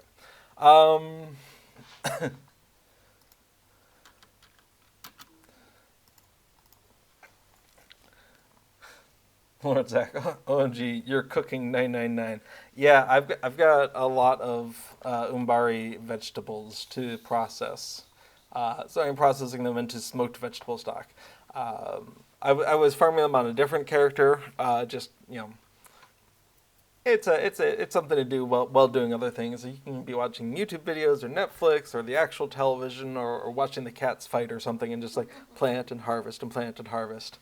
But you result in a lot of Umbari vegetables. Instead of just selling them, if you happen to have Umbari vegetables and you happen to have a bottle of water, then that can make 1 or 3 of these smoked vegetable stocks, which is a value add, right? So my farmer can get some experience easily, and then my cook can also get some experience easily. But we're not looking at that. Okay, cool. Neat, great question. Thanks so much, Lucho, for popping up and asking about that.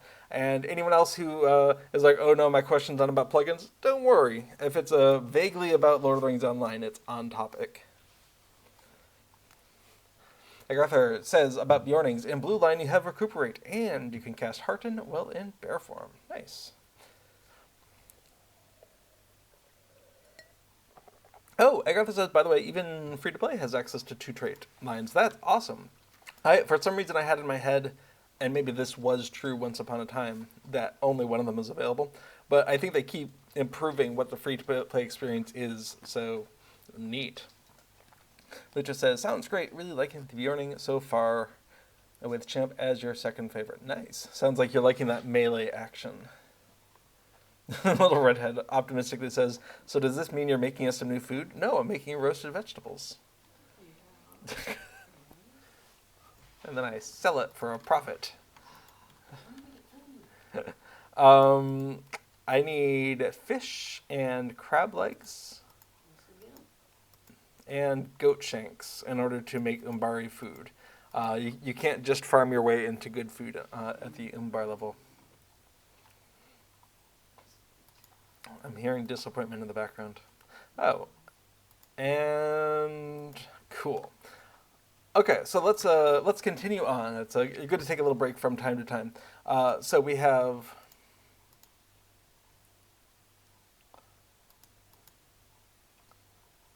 confusing colors for this brace. Why is this brace a different color?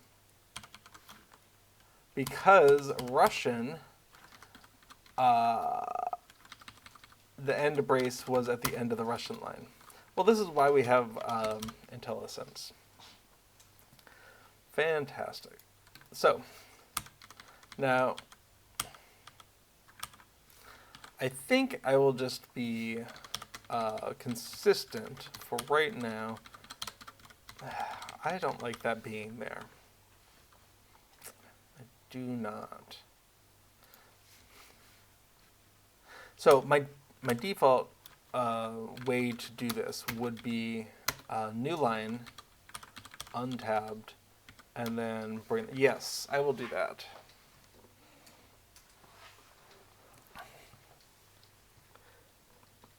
Lord Zach also thought free-to-play had to pay for the extra slots. I'm guessing at some point that was true. And even subscribers, if you want more than 2, it's a 100 Mithra coin investment, which I've never really felt the need for 3 of them. And now that they are starting to, with some classes, have 2 main lines and then the utility line, which you wouldn't necessarily want to specialize in, I think there'll be even less reason for me to want to unlock a 3rd one of those. Okay, so same thing. We're going to go ahead and fix the spacing here.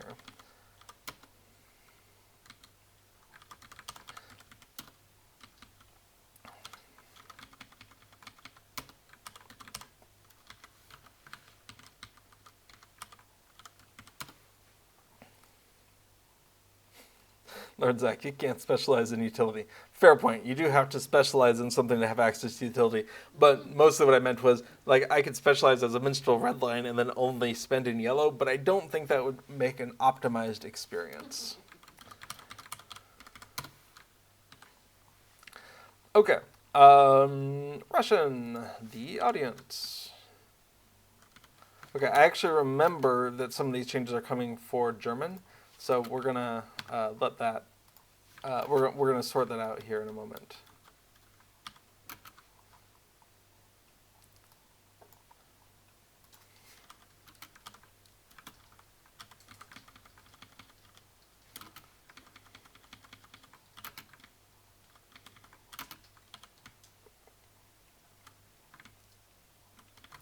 Oh, but these are all on the same line. So if I make any white space changes, that is going to show up. So I'll revisit that. Okay.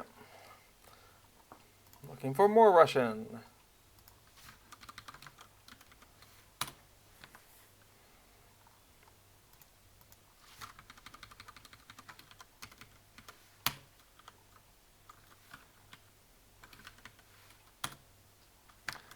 Right, thanks to the color coding of these braces, I can tell when I delete the wrong ones.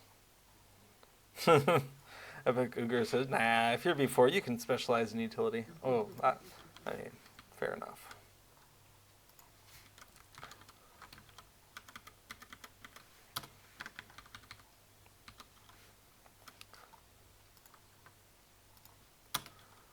Okay, what else do we have? Dances.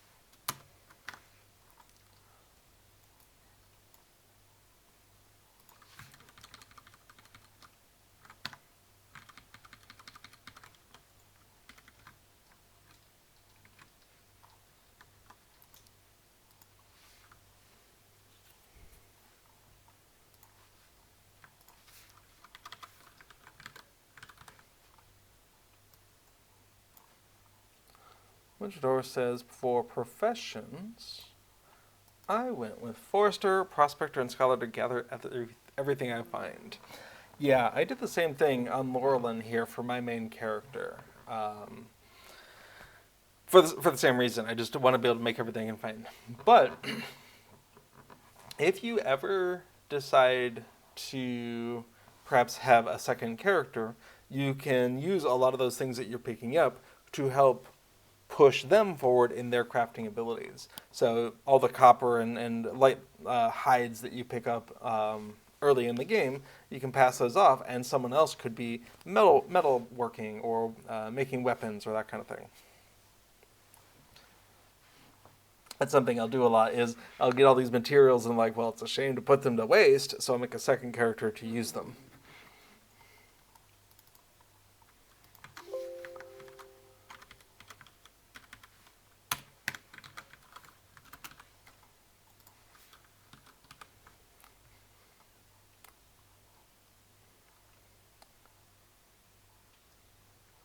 Lord Zach says, I both like and hate the new essence slot types. Make it harder to give up health for damage. I haven't found any equipment that has anything other than the normal slot types, or at least what seems normal to me. So I read that was coming, but I think I don't have high enough equipment to really know what's going on there. Okay, more Russian.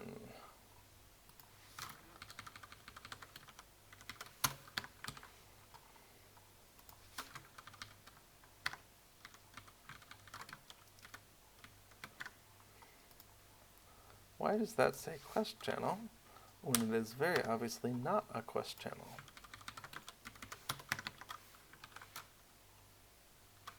Uncertain.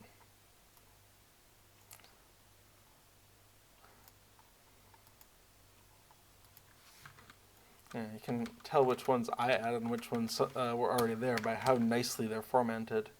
All these ones that are nicely spaced out in different columns, yeah, I did not have the time for that.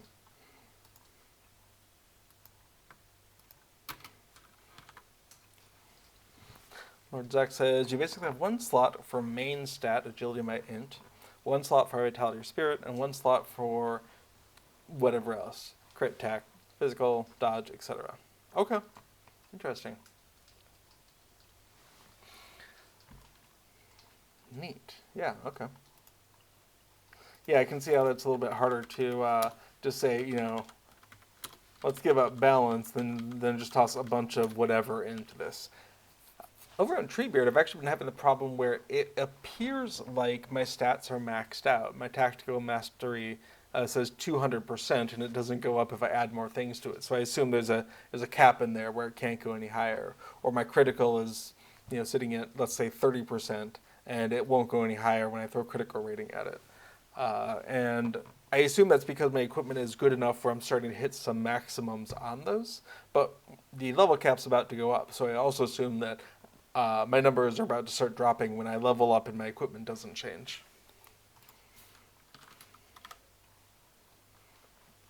But those are places where I'm a little bit behind. Okay, we no longer have any Russian strings in here. Or I should say we no longer have any strings that would be Russian except the fact they are 100% English. And again, this wasn't a let's remove Russian for removing Russian's sake. It was the support for Russian in here doesn't really exist. And because we're going to do this as a single commit, if it turns out we were wrong, it will hopefully be pretty straightforward to undo. We're going to take a look at that. Removed Russian strings that are duplicates of the English strings. Also removed programmatic detection of Russian, as the client will not return that value.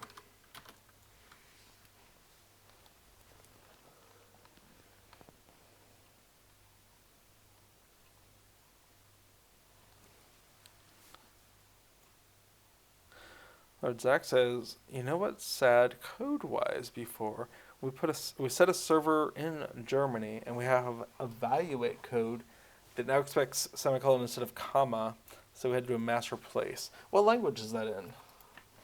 Sounds like Perl.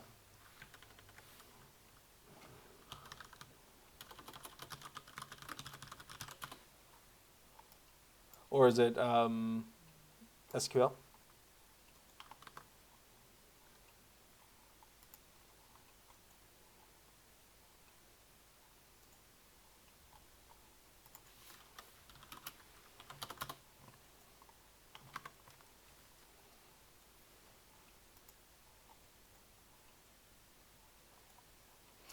Oh, I think I did hear that VB is actually language dependent for keywords and something. It was like an outlier, right? Because a lot of languages, C, C sharp, whatever, were written or developed in America, and so there's different language bias to the keywords like for and while and function and all that. Did I hear it right that VB, Visual Basic, actually is like one of the few ones that does change how you write code?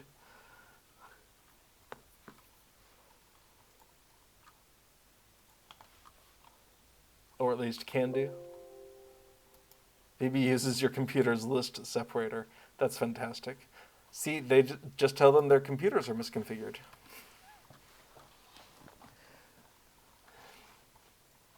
Okay.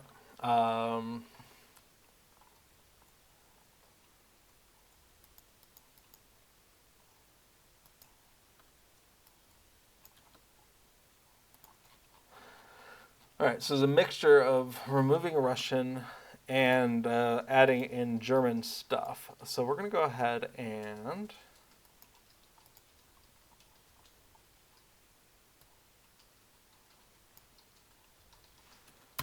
the removal there.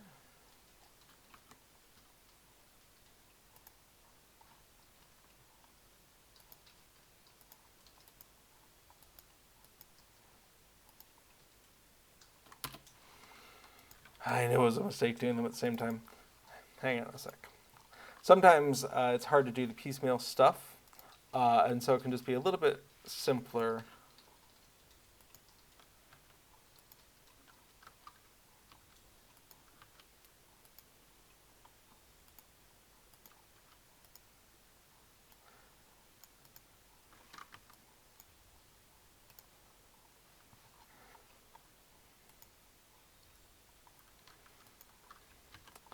Undoing that for just the committing portion of things.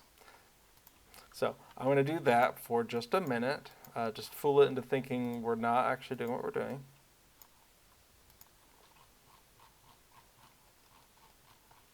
And then we'll be able to take things on a more straightforward basis. Same thing here with the frost bluff. I thought that might be the case.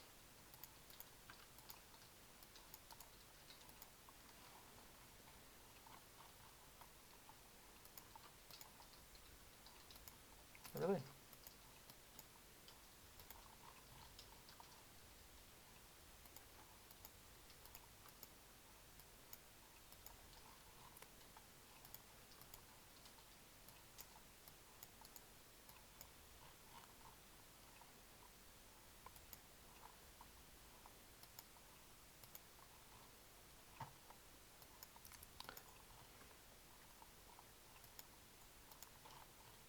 Okay, so I'm going to save that and then immediately undo all of those within Beyond Compare. So that way, when I come into fork, we can go ahead and one at a time, just double check these things. Oh, Agatha says patch notes are out, by the way, so I'm thinking I'm going to pull those up here in just a moment, satisfy my curiosity.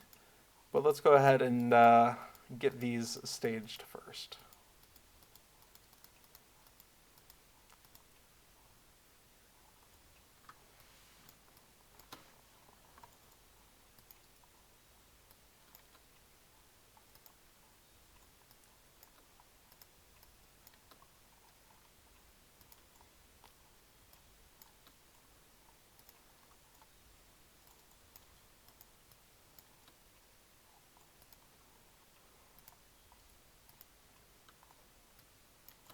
As we can see, the German changes are confusing it a little bit, but because it's a little bit more concise, we're able to just say, remove the Russian line and don't worry about the German line changing. We'll come back to that.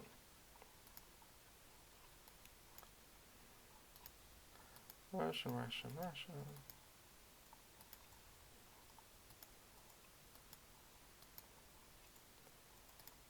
Stage, and stage. And then in the quest strings file, or stage compilation, we should just see a bunch of removals, nothing being changed. Awesome. That's quest strings.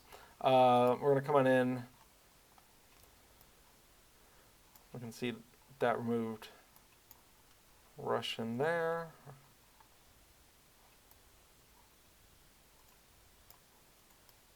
So let's go ahead and stage that. All right. This is more complicated because it was reformatting them at the same time, but I'm comfortable going ahead and just saying, yeah, take it. Take all of that. Okay. Remove Russian. Great. Easy, easy. Uh-oh.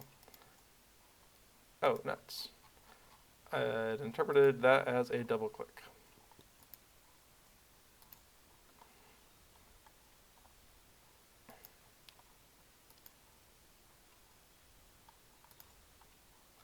Okay, that one was more than I meant it to be, so just wanted to come review these changes. Okay, that's fine.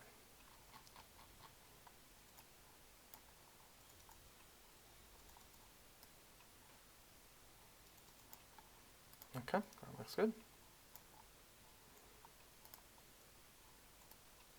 I'm not expecting a bunch of mistakes or anything to crop in, but when you're doing this much deleting of stuff, it's nice to double check that you didn't delete something that was important.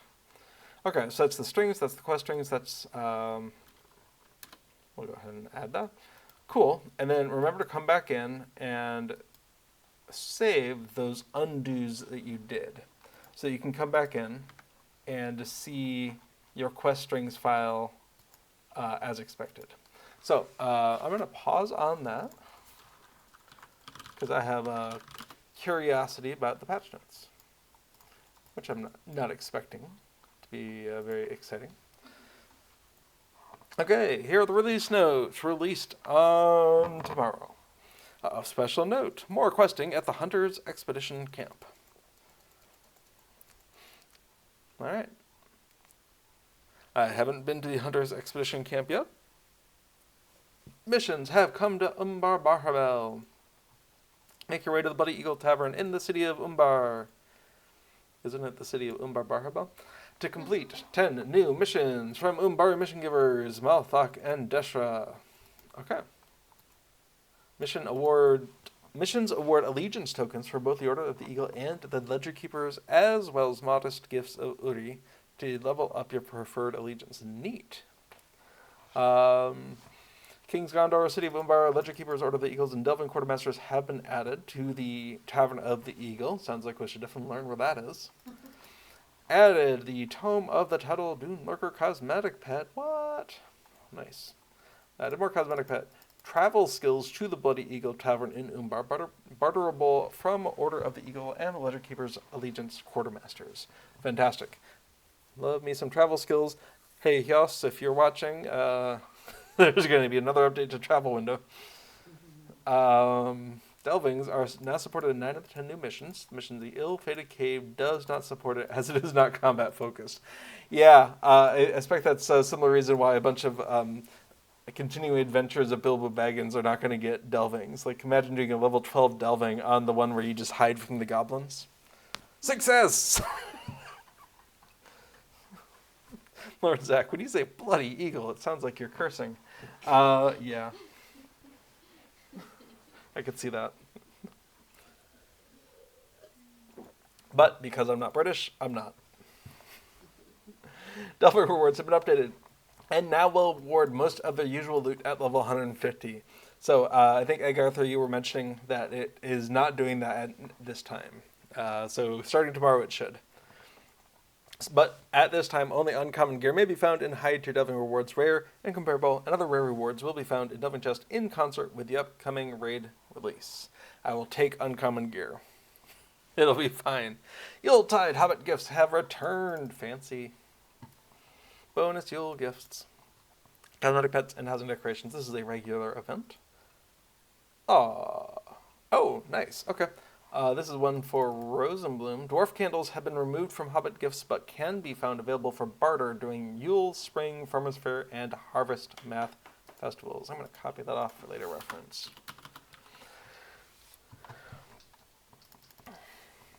All right. Amount of virtue XP granted by gold gifts has been significantly increased, and the minimum amount of virtue granted by silver Hobbit gifts is being increased. Nice. Little Redhead said, but will the candles last longer? I'm hoping they will. No news in this set of notes. All right. Stuff and things looks like primarily higher level stuff. Quest and adventuring areas. You can find Winda in more places. She really, she should just be everywhere. Always behind you. You look around, there's Winda. Really, if you could get a Winda like as a cosmetic pet, that'd be pretty cool.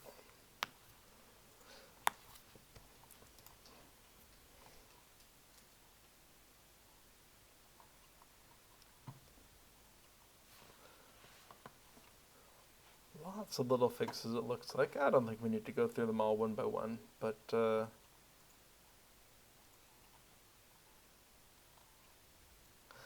class changes. Minstrel, Song of Aid, Healing over time increased slightly. I'll take it. Mariner, Captain, and a Warden change. PvMP. I haven't actually gotten into PvMP, so I believe these are changes. Miscellaneous. Umbar Allegiances have a maximum rank of 20. That's up from 10, and 30 is coming early next year, I believe. Excellent little redhead. Referencing the Shia LaBeouf song, Winter Surprise. There are now several failure cases for the Comb Forester event. Be careful not to violate the rules or you will be disqualified from the event. Maybe that will help discourage people from trying to glitch the system. Lord Zach. Oh no, not Shia LaBeouf. For those who haven't seen it, and I won't play it here on stream, but I will look it up.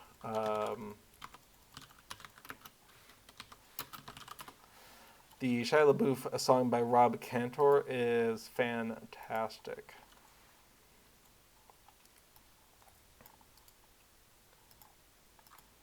Let me get a share link off of that. No, I don't want an advertisement either. Also, I said to mute that.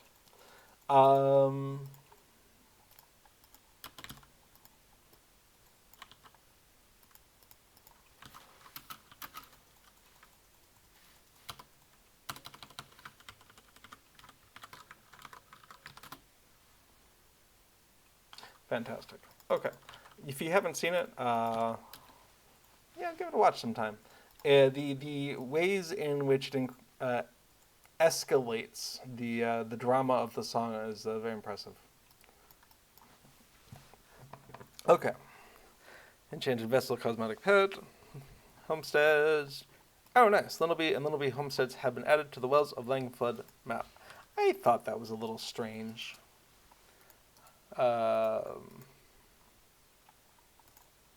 Yeah, where you could see the icons here, but the map itself didn't show up the way it did in some other places. So I think that's a good welcome change. Like in Breland, you can see the Breland homesteads on the map. So we've discovered it. It can go on the map. Willstat's been corrected. The descriptions for it. Shuamo's been corrected.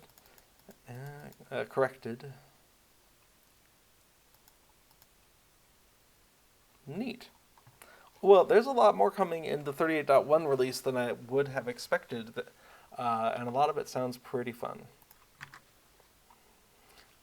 Okay, so quest strings.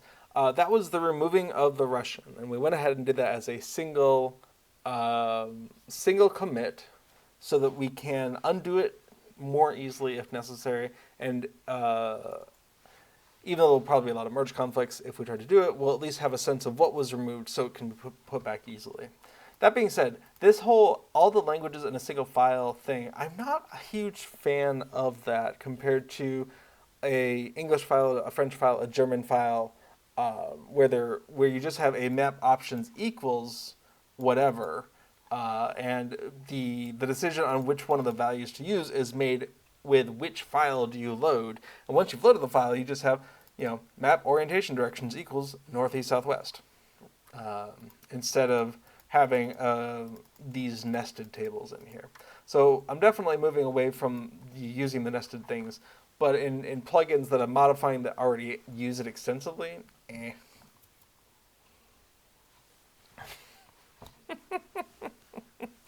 Lord Zach, my God, there's blood everywhere. Yes. Have you guys ever noticed the only times enemies lose blood is when you need to follow a trail quest? I think that's the only time that the blood is worth noticing. Like, they probably lose it all the time, but you're like, oh, I don't need to follow that. Don't worry about it.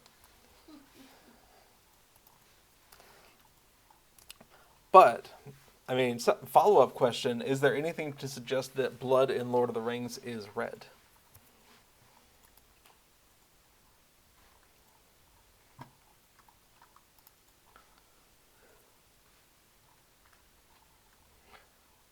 Okay.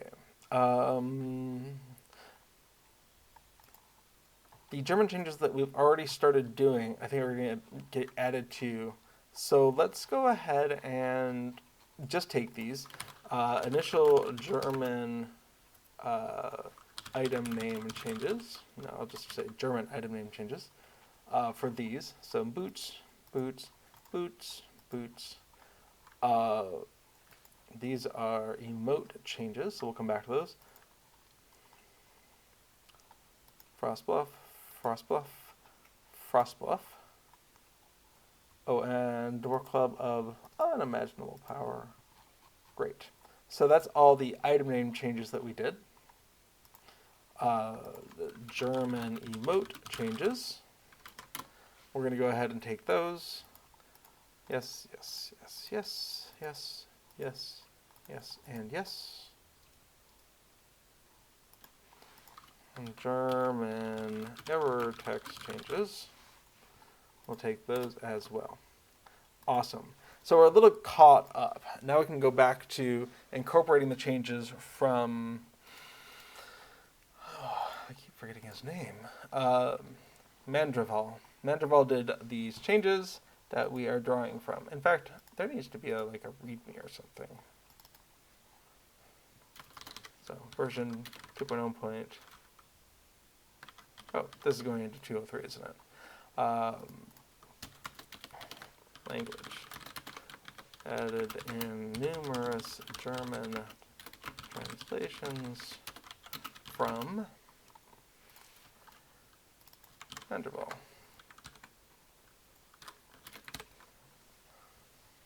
Okay, awesome.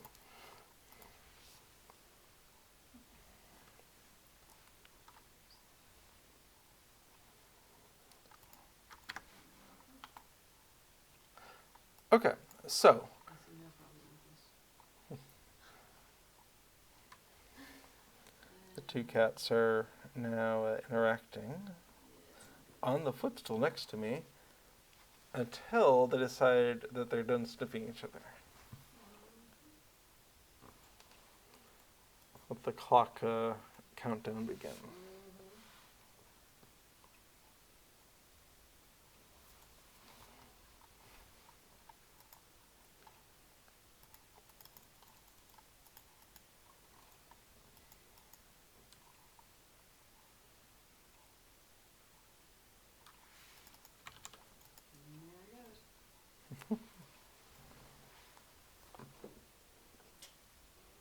What are you doing?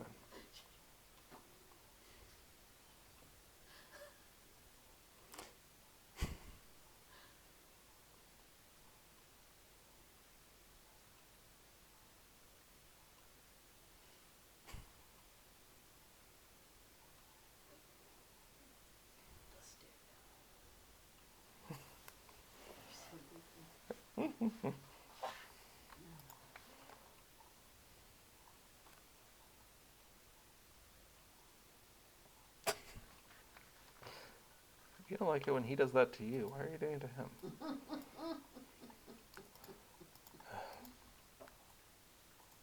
And she's gone. Here you go. Good job, you two. Okay. Let's go ahead and come back into, I want to say it was strings, and we'll pick up where we were. Yep, strings. That was barter items was where we left off with the Russian removal. So we're going to come on in. Arthur says, are you really trying to use empathy reasoning on a cat? The worst thing is they're Dutch cats, so they probably don't even understand English. All right, so barter,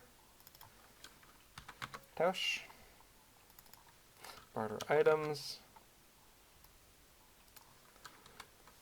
dash objecta, sort, sortieren,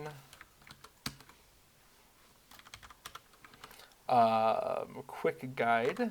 I think he actually, well, I actually don't know. I think they added this in.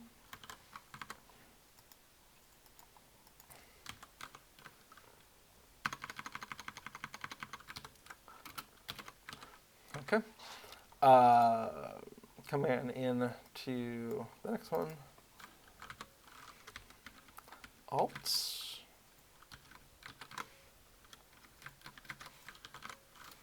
Map. Carta. And a resets. What on earth is resets? I don't think I understand why that is what it is. That's okay. Cool. Oh, maybe when the chests reset.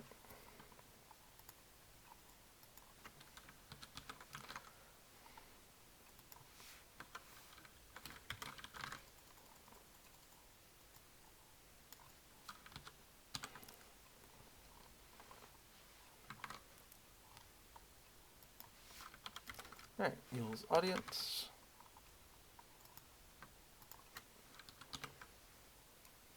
Nice. It's your turn to perform. Du bist dran. Command. Now it's interesting. They've gone ahead and not just done translation, which is welcome, but also surrounded the festival with a color tag. And we can actually see what that looks like if we hoist that into the English version of command. And what happens is, keep going. When you load it, if you press escape, you will see use command whatever to reopen the main window. And it makes it stand out a little bit more.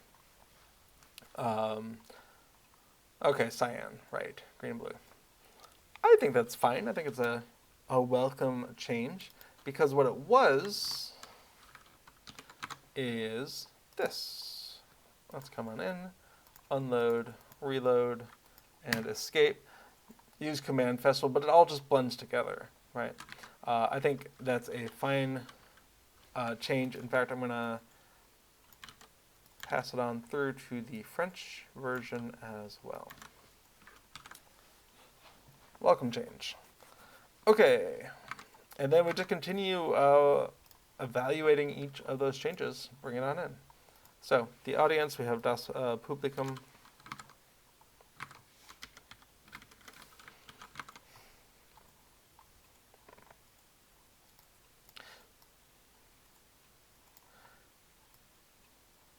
I have to get used to that in Dutch as well, that public is more like audience, like, oh, my public awaits, and less like, oh, this is publicly available, which is open bar. But it's good to know it looks similar in German. Fireworks answer, Feuerwerks Ansacher. Probably not. Okay, he does not go through and get all of the German text. Oh, I already had the German and the French text. Never mind. Hauptnennigans announcements. Fliegende Pferden.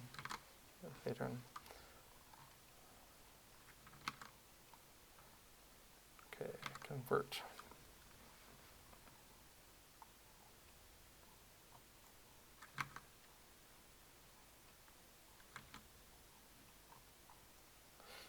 Oh, looks like I'd already done that. Neat.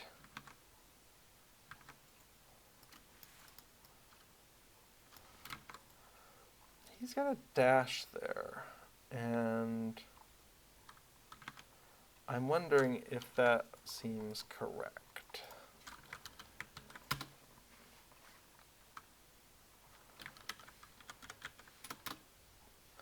I'm going to say it's not correct, because all of the references to it don't have a dash, which is why we double check these things. In this case, I pulled this out of data files, so I was pretty confident in it. Okay, but that being said, what else? German translations for Farmers Fair Will Whitfoot announcements. Great. These, no harm if they're wrong, we're going to take them all.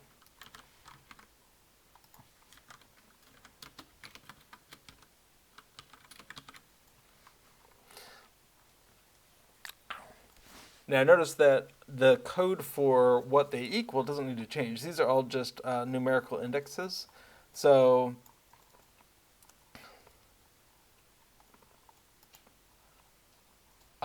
the fact that this is translated under the covers doesn't matter. We're going to get milk. And then on the other side, milk means do this. All right, well, Casper, if you're just going to sit there, I think we'll go ahead and change the camera back.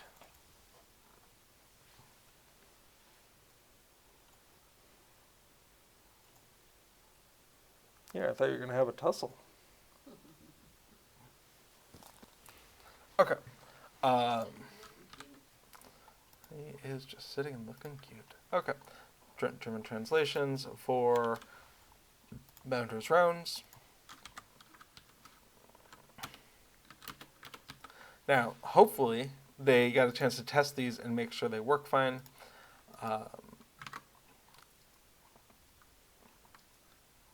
Lord Zach, what's this about milk and butter and salt? They're delicious, is what it's about.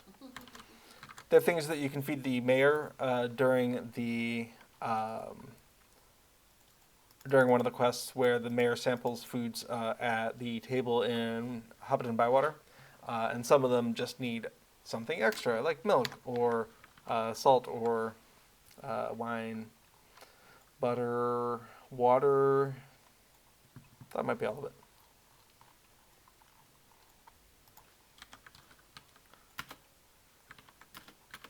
So the plugin keeps an eye on the mayor saying things and lets you know what to use. Oh, here we go. Butter, milk, salt, water, wine, nothing.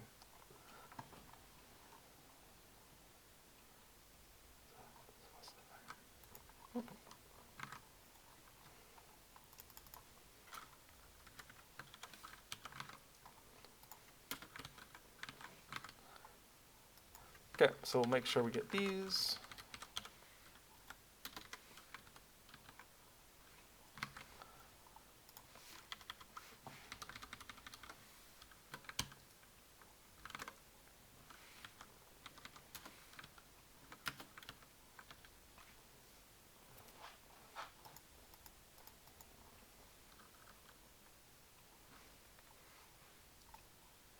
They're not sure if this is correct. Well, that's a good question. The mayor says X. What does that say in French? Right, so socked. Okay. And in French,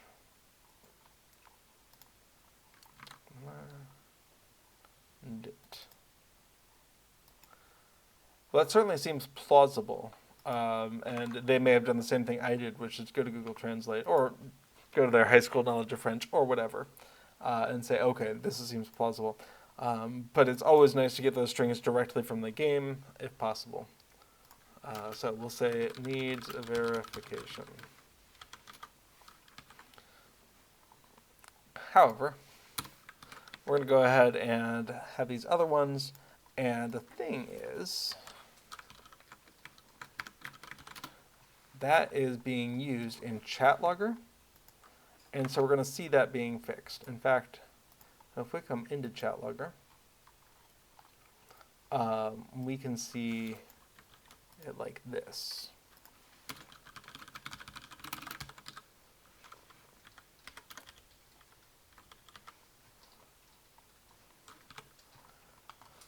So local pattern equals this, like other Farmers Fair, Willfoot, parse.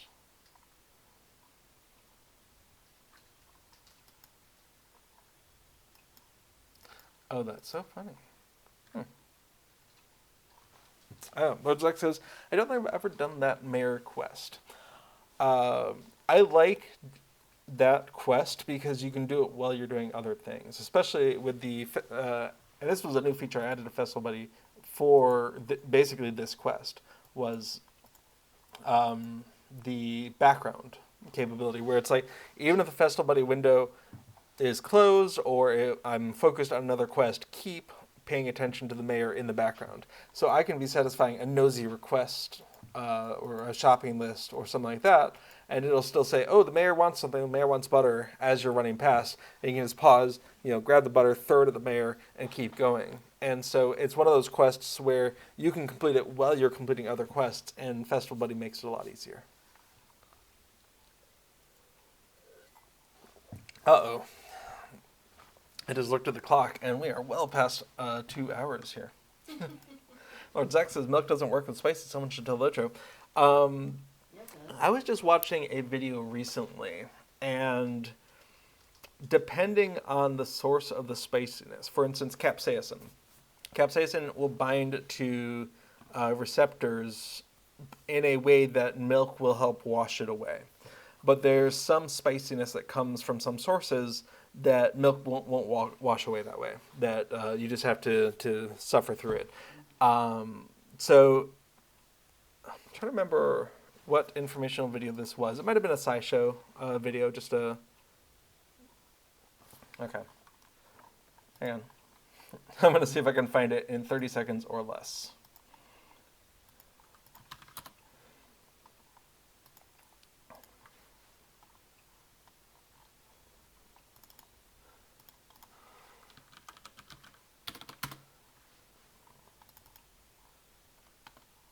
Oh, it was a minute. World like you do? No, I don't want you to actually play that. It was a Minute Food, which is an offshoot of Minute Earth, which is an offshoot of Minute Physics video. Let me go ahead and paste that in. So, if they are to be believed, and their information seems reasonably well researched, Minute Food. So if that's to be believed, then depending on what the source of the spice is that is causing your mouth to burn, different mechanisms may have reasonable ways of flushing away. For instance, they point out that the heat you get from something like a wasabi you can just drink water and flush it away and it's fine, right? It goes away reasonably fast. Whereas that capsaicin binds to receptors that something like milk, the fat in milk specifically, so if you're using skim milk, it's probably not going to work as well. That can help wash it away, whereas the third type, I can't remember what it was, doesn't really matter, wasn't going to be susceptible to milk or water. You're just going to have to wait it out. And so definitely have a sense of, are you talking about skim milk or milk that has fat in it, and what is the source of the heat? And if they're compatible, then maybe it can help. But people are different. It could be that you don't find that milk, even full-fat milk, helps you, even though it could help other people. And, human bodies are weird that way. Okay, cool. Thanks for making me think of that, because that was a video I wanted to share with Little Redhead, and now I have. Okay, so we have the Farmers Fair lookup table here, and in the chat logger, we're going to go ahead and use that. Lord Zach says, usually bread is a good thing for me. Well, I would say objectively bread is good unless you have something like celiacs, and then that's very sad. No, and she just loved it. Yes, Tasha just leveled. Good job, Tasha.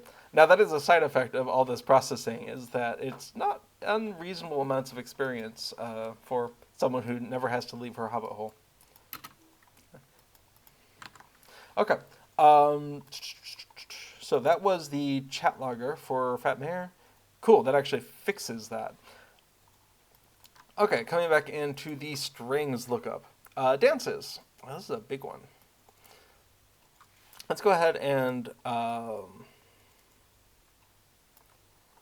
Okay, so look at me. Step one. I gotta wonder, though.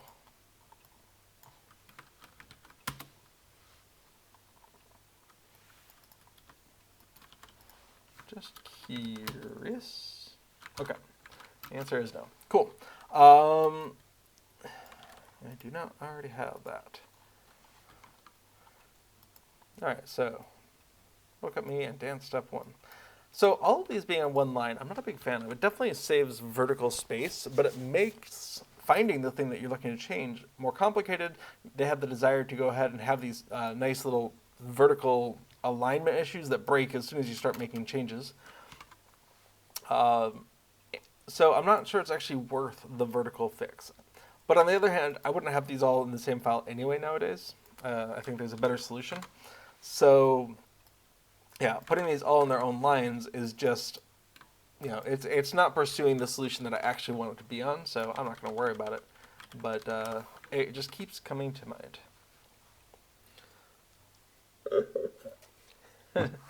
Do in chat says, they sell sour milk at our store. I accidentally bought it, and when I opened it at home, I started to gag. The smell was so bad.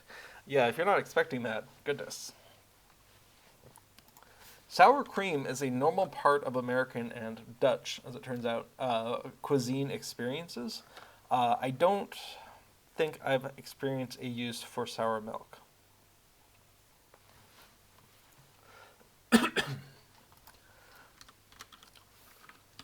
Okay, that's those three.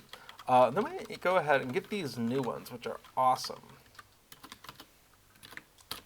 So we have the aliases. For dance 1, 2, and 3 for German and French. Amazing. They have gone ahead and put German second and French third, and while I completely understand why they would do that, everywhere else in this file it is English, French, German. And for consistency's sake, I'm going to go ahead and do that here. Not as any sort of a perceived slight, I hope, for our German translator, but simply for consistency's sake. It's going to make maintenance much easier. Oh, Little Redhead points out, well, not sour cream so much as creme fraiche. Well, fair enough. I have assumed that they are similar. Dude says, I just found out today that eggs go bad. I legit never knew this. Yes. Rotten eggs are a traditional source of sulfur smell. And if you don't have a lot of experience with sulfur, but do have experience with rotten eggs, I assume you're going to connect them pretty heavily. My understanding is they actually add that odor to natural gas, which is otherwise pretty odorless, because our noses pick up on it right quick.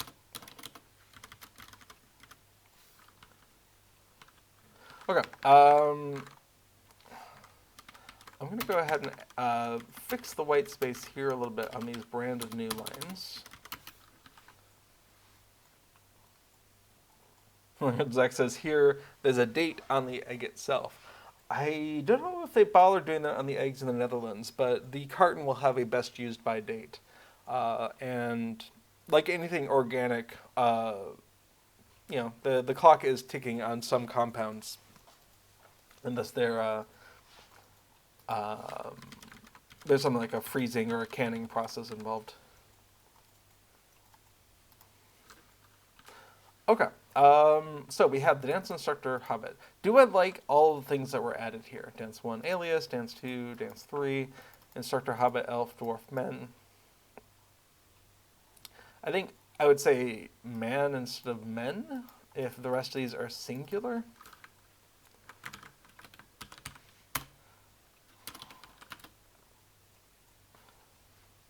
Well, that's not helpful.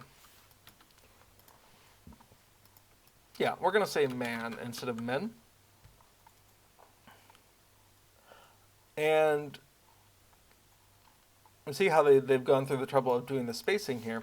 I would actually do that outside of the brackets, though. If I were doing the spacing, I would do the spacing outside of the brackets instead of inside. And that's just a matter of taste. It makes no difference to the computer. I would also do spaces around the equal sign, and again, that's just a personal preference. And you may have noticed I was adding semicolons to the last item in the list. Again, that's just make it easier on yourself. If you add something to the list later, you don't have to remember, oops, I was missing that separator. Do asks, I have a question. Can you make a plugin to reveal the whole map in buildings? Like, I went into Goblin Town, Fog of War, I spent hours clearing it, and when I went out and returned the next day, it was all covered again. So, your client will remember your most recent, let's say around 10 to 12 interior maps that you have revealed Fog of War. So if you went into Goblin Town yesterday and then didn't do anything else and then went in today, I would expect it to actually remember everything that you had explored. Whereas if you go into Goblin Town and then you do like 20 different missions with interiors, I would expect, the older ones to start disappearing. And so whether or not it's still there is dependent on what else you have done in different interiors. However, the LOTRO Companion downloadable desktop tool does have many interiors available. So if you load it on up, there's a maps section.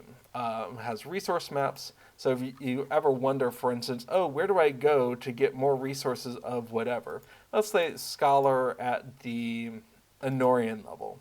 Then it's going to say, hey, in the Beacon Hills, there's like 3 locations. Maybe don't go there. But in Lost Ark, you can just do laps around, I've forgotten the name. Harland. You can just do laps around Harland because it is chock full of it. So it's an incredibly useful tool. And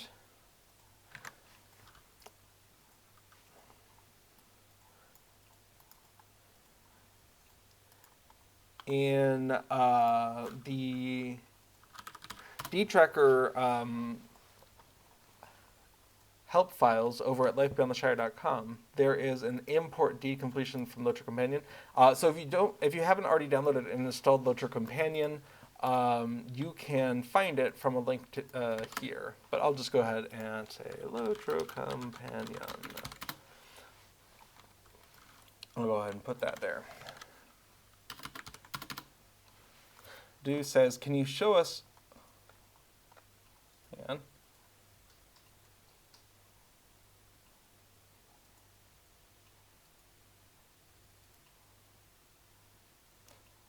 on. Can you show us how to update the new version you put out? I'm still using my old one. I learn better visually than text. Cool. So, if you haven't already found it, I highly recommend the LOTRO plugin LOTRO plugin compendium. Sorry.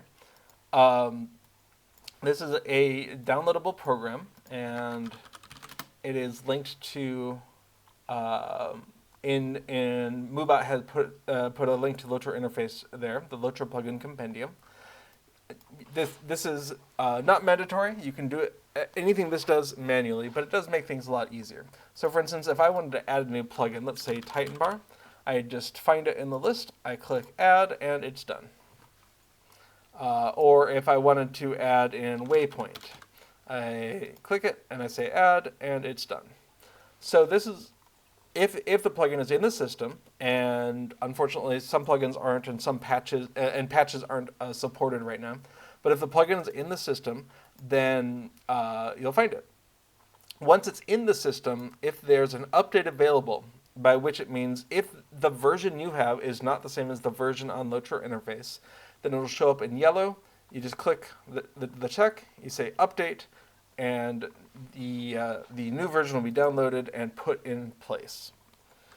And so that's my recommended version. If you don't have a reason not to, then this is a great tool. And you say, yep, yours was yellow. So yeah, you would click it, you would click update, and that will cause Plugin Compendium to download the zip file, extract it, put it into place, just like if you were to do it manually. However, doing it manually is not that scary either. So if you ever want to download something from LOTRO interface, go to that page, and chances are really good there's going to be an installation setup. So you can follow that. But you can also download, open the place it downloads to, in my case the downloads folder, extract that zip file. People are also allowed to upload RAR files. That's a different compressed format, and you may need to download a separate tool to extract that. I like zip files. There's native support for it in Windows. So that gives you a folder. There's a folder in there called Cube Plugins. There's a folder in My Documents, Lord of the Rings Online, Plugins, Cube Plugins, and you would simply take the one, drag it onto the other.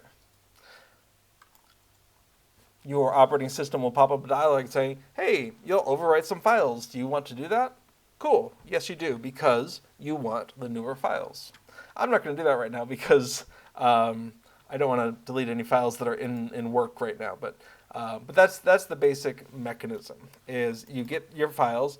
In there is the folder that should go into Lord of the Rings Online /plugins, and you just drag it on over, and it'll say, hey, there's 70 files. And you would say, yes, replace. I'm going to hopefully not do that. Okay. Cool.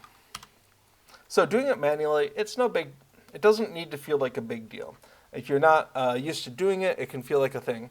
But let's go look at the instructions and see, does it tell us what we just did? Okay, the instructions are, unzip the downloaded archive. You will get a folder called Cube Plugins. Move this folder into your documents, the Lord of the Rings Online /plugins folder. Pretty straightforward. Do says the file is LOTRO Companion, not Cube Plugins. Yes. So if you wanted to use this helper program, Plugin Compendium, that's how you would get that. You would download that. You would install that. So that's LOTRO Plugin Compendium. Download it.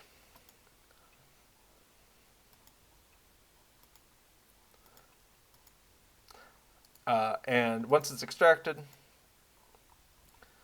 there is an MSI, Microsoft installer? Probably. An installation. You run it, and it'll try to go ahead and install, or in my case, I already have it installed, it would try to repair or remove. Okay. Neat. Good question.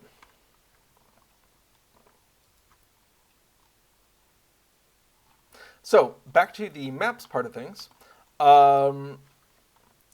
The Resource Map Explorer is super handy, especially if you're just passing through, like, we're trying to get to Mbari crafting, but it means we have to pass through Anorian, and that's easier said than done for, for some of these. But let's go to Prospector, and, okay, cool. We can find stuff all over Lost in Ark, Prospector. Cool. What about North Ithilien? Oh, great, it's everywhere. There's also a lot of topology, though, so mileage may vary.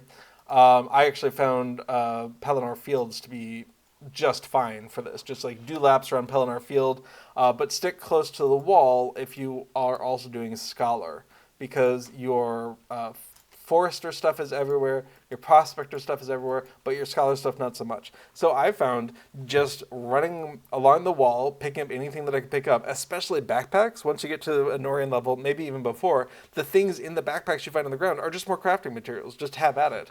And since I was trying to pick up everything, yeah, Lord Zach, I know, thank you. I am going to be late. I can't stop talking. So, yeah, since I was trying to pick up all the resources anyway to fuel prospecting, forestry, and scholar, run along the wall, pick up everything you can pick up. Once you get to around this section, just run straight back down to the south, because by then things will have respawned. However, there are also maps for interiors and instances. So, pulling up the Instance Explorer map, if I want to find Goblin Town, there's the Seat of the Great Goblin, and there's the Goblin Town Throne Room. What would that look like? That's the Seat of the Great Goblin, and the Great Goblin's Den. Awesome. That's the Goblin Town Throne Room. However, that's an instance. You use the instance finder to go in there, possibly. Whereas here, if we go into Eriador, we want to go into the Misty Mountains, but we really want Goblin Town. I wonder if we can find that. Well, there's an entrance to Goblin Town, so 2 Goblin Town tunnels. Great. Here's the map in LOTRO Companion with Goblin Town. Now, it doesn't actually show you the entrance are from the west and the south, but once you're in here, it does show you how to get to the next section to the north. Okay, this is the middle section. Okay, and once you're in here, it shows you how you can go off to whatever wing that is, or how you can go to the northern section. And including things like whatever this is. However, I will say, for the goblin, for that one specifically, there's a map I quite like that I would recommend. Let me pull that up. Goblin Town. Great. Okay. I really recommend this map. Let's see. Goblin Town app. I don't have a good link to it. I just have a link to the image itself. I should fix that someday. But this thing is really nice. You do have to kind of learn how to read it because it shows you the paths, but these paths are sometimes in much larger rooms. So just be aware that there's some abstract pathing representation going on. But you come in through the Mountain's Throat or the Black Crack, you come on in. So if you're coming in from the sort of the main entrance by Gloin's camp, then you'll want to take the middle ramp, which is kind of down, but then take a left because you want to go over here and then cross over and then take a right and then come on up here. And following this map, I find I don't really care about Fog of War. This is such a beautiful representation of the paths that I want to tread on that for me it doesn't even matter if I've been there or already or if I'm doing it anew. There's some inconsistencies. Some of the places where the NPCs spawn seem a little off. Which button is where are a little off. But for a map that is X number of years old, it's just fantastic. 2009. Okay, so at least 2 years old. So highly recommended if you are exploring Goblin Town. Each time I go there with a new group of people that I'm leading around, I just pull this map up because I'm very used to using it to navigate. Highly recommended. But you can do it with LOTRO Companion as well, sort of working your way through what is where. But this doesn't really show you the three-dimensional topography nearly so well as that other map does. This just shows you where the actual tunnels are. Great question. Okay, neat.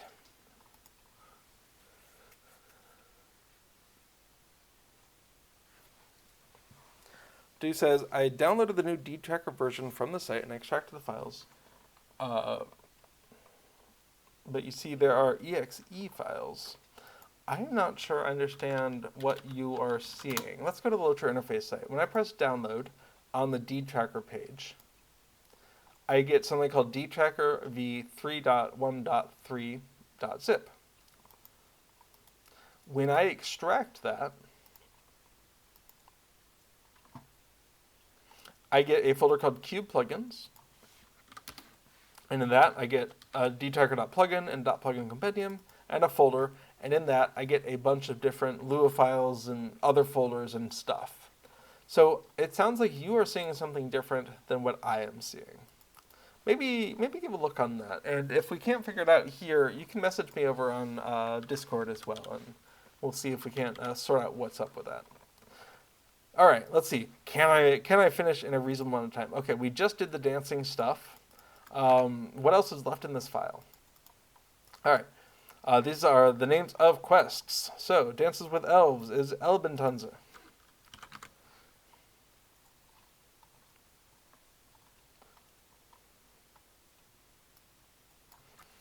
All right. Tanz der Zwerge. All right. Tanz der Hobbits. Why is it different for elves? Don't know. And Tanz der Menschen. Okay, what else do we have? All right, the dance will begin now. And the end. Sehr gut gemacht. Wunderbar.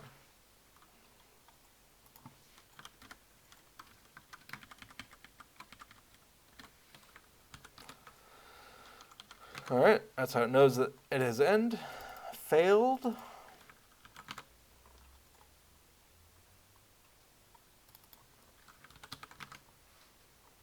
And what else?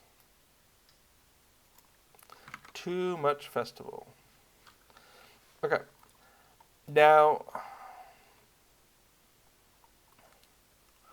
I would say I actually have a better ability to translate quests, and the summer ones haven't been translated at all.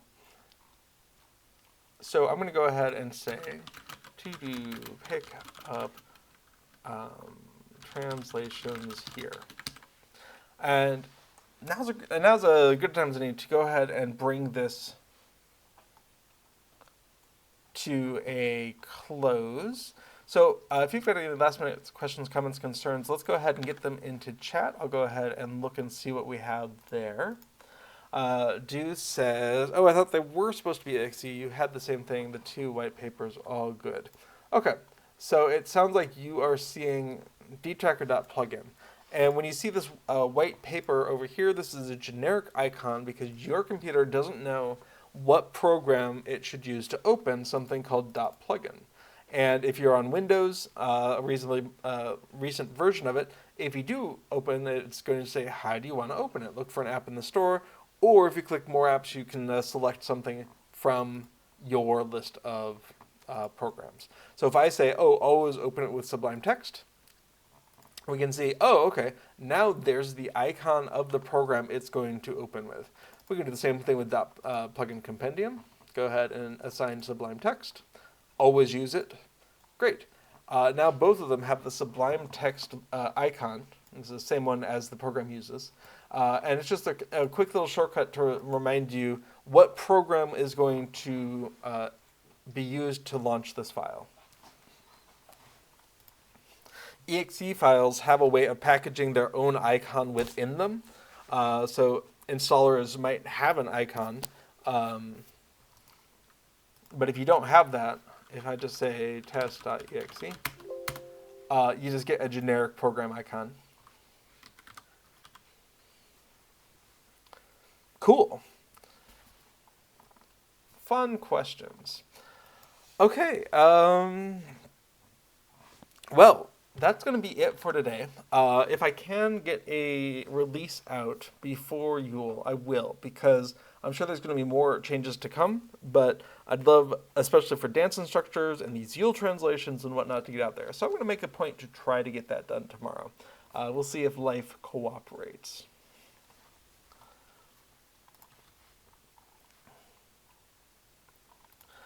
And with that, I am not seeing... Oh, I do see something in chat. Do says, you have a question. On a LOTRO Steam, a dev said they were going to update all the crafting icons for the landscape, like wood, or etc. And he went on to say they're going to try to make different icons for each new craft, not the same icon for all of them. Would this be difficult for you to add to the new version when it comes? The new version of what? Morissette says, thank you for the stream. You're very welcome. Glad you were able to join us.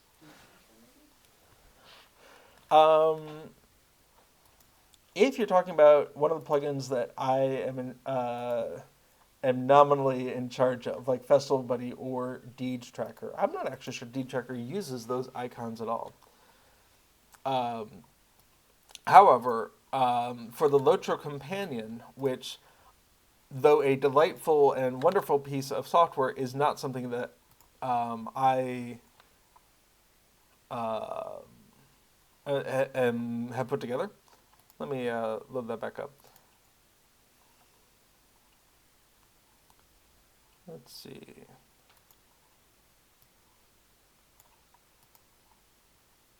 Okay, I think you're talking about this view that we were looking at. LOTRO Companion is put together by Damien, and he does a great job with it. But to answer your question, I do not know what it will take for him to update these icons with the actual icons used for each craft and with each tier and any of that. He tries to do things pretty intelligently, so I would hope it would not take him a lot of effort. I hope some of this is programmatically generated, but I could not answer that. And the plugins that I use, or the plugins that I write, I don't know that any of them use that symbol. However, you can reference icons in the game. You can just say icon number 1, 2, 3, 4, 5, for instance. let's see, in images. So you can just say in a plugin, please give me image OX410000196, and the game will give you that image and let you plop it into your plugin. So if they create new images for all of these different crafts and tiers, then those images will be available to plugins just like anything else. And we'll just need to identify what the number is for the image and what size we expect it to be for our own sake, and then we can use it. So any plugin that does care about those symbols can use them from the game. They don't have to try to replicate them in their plugin. So hopefully that's a reasonable answer to your question. Thanks for asking. Well, Dude says, thanks for the stream. I wish you got here sooner. No worries, but if you're able to, I stream most every Tuesday at the same time, which is, I think, starting 2 o'clock server time, which is Eastern US time. Okay. Well, the next stream on the schedule is Adventuring Back to Rohan with Meilung at 9 p.m. server time. And that is all we are going to cover today. Thank you so much for joining me on this exploration of LOTRO plugins. I hope to see you all here next week, and until then, keep plugging along. All right, bye-bye now.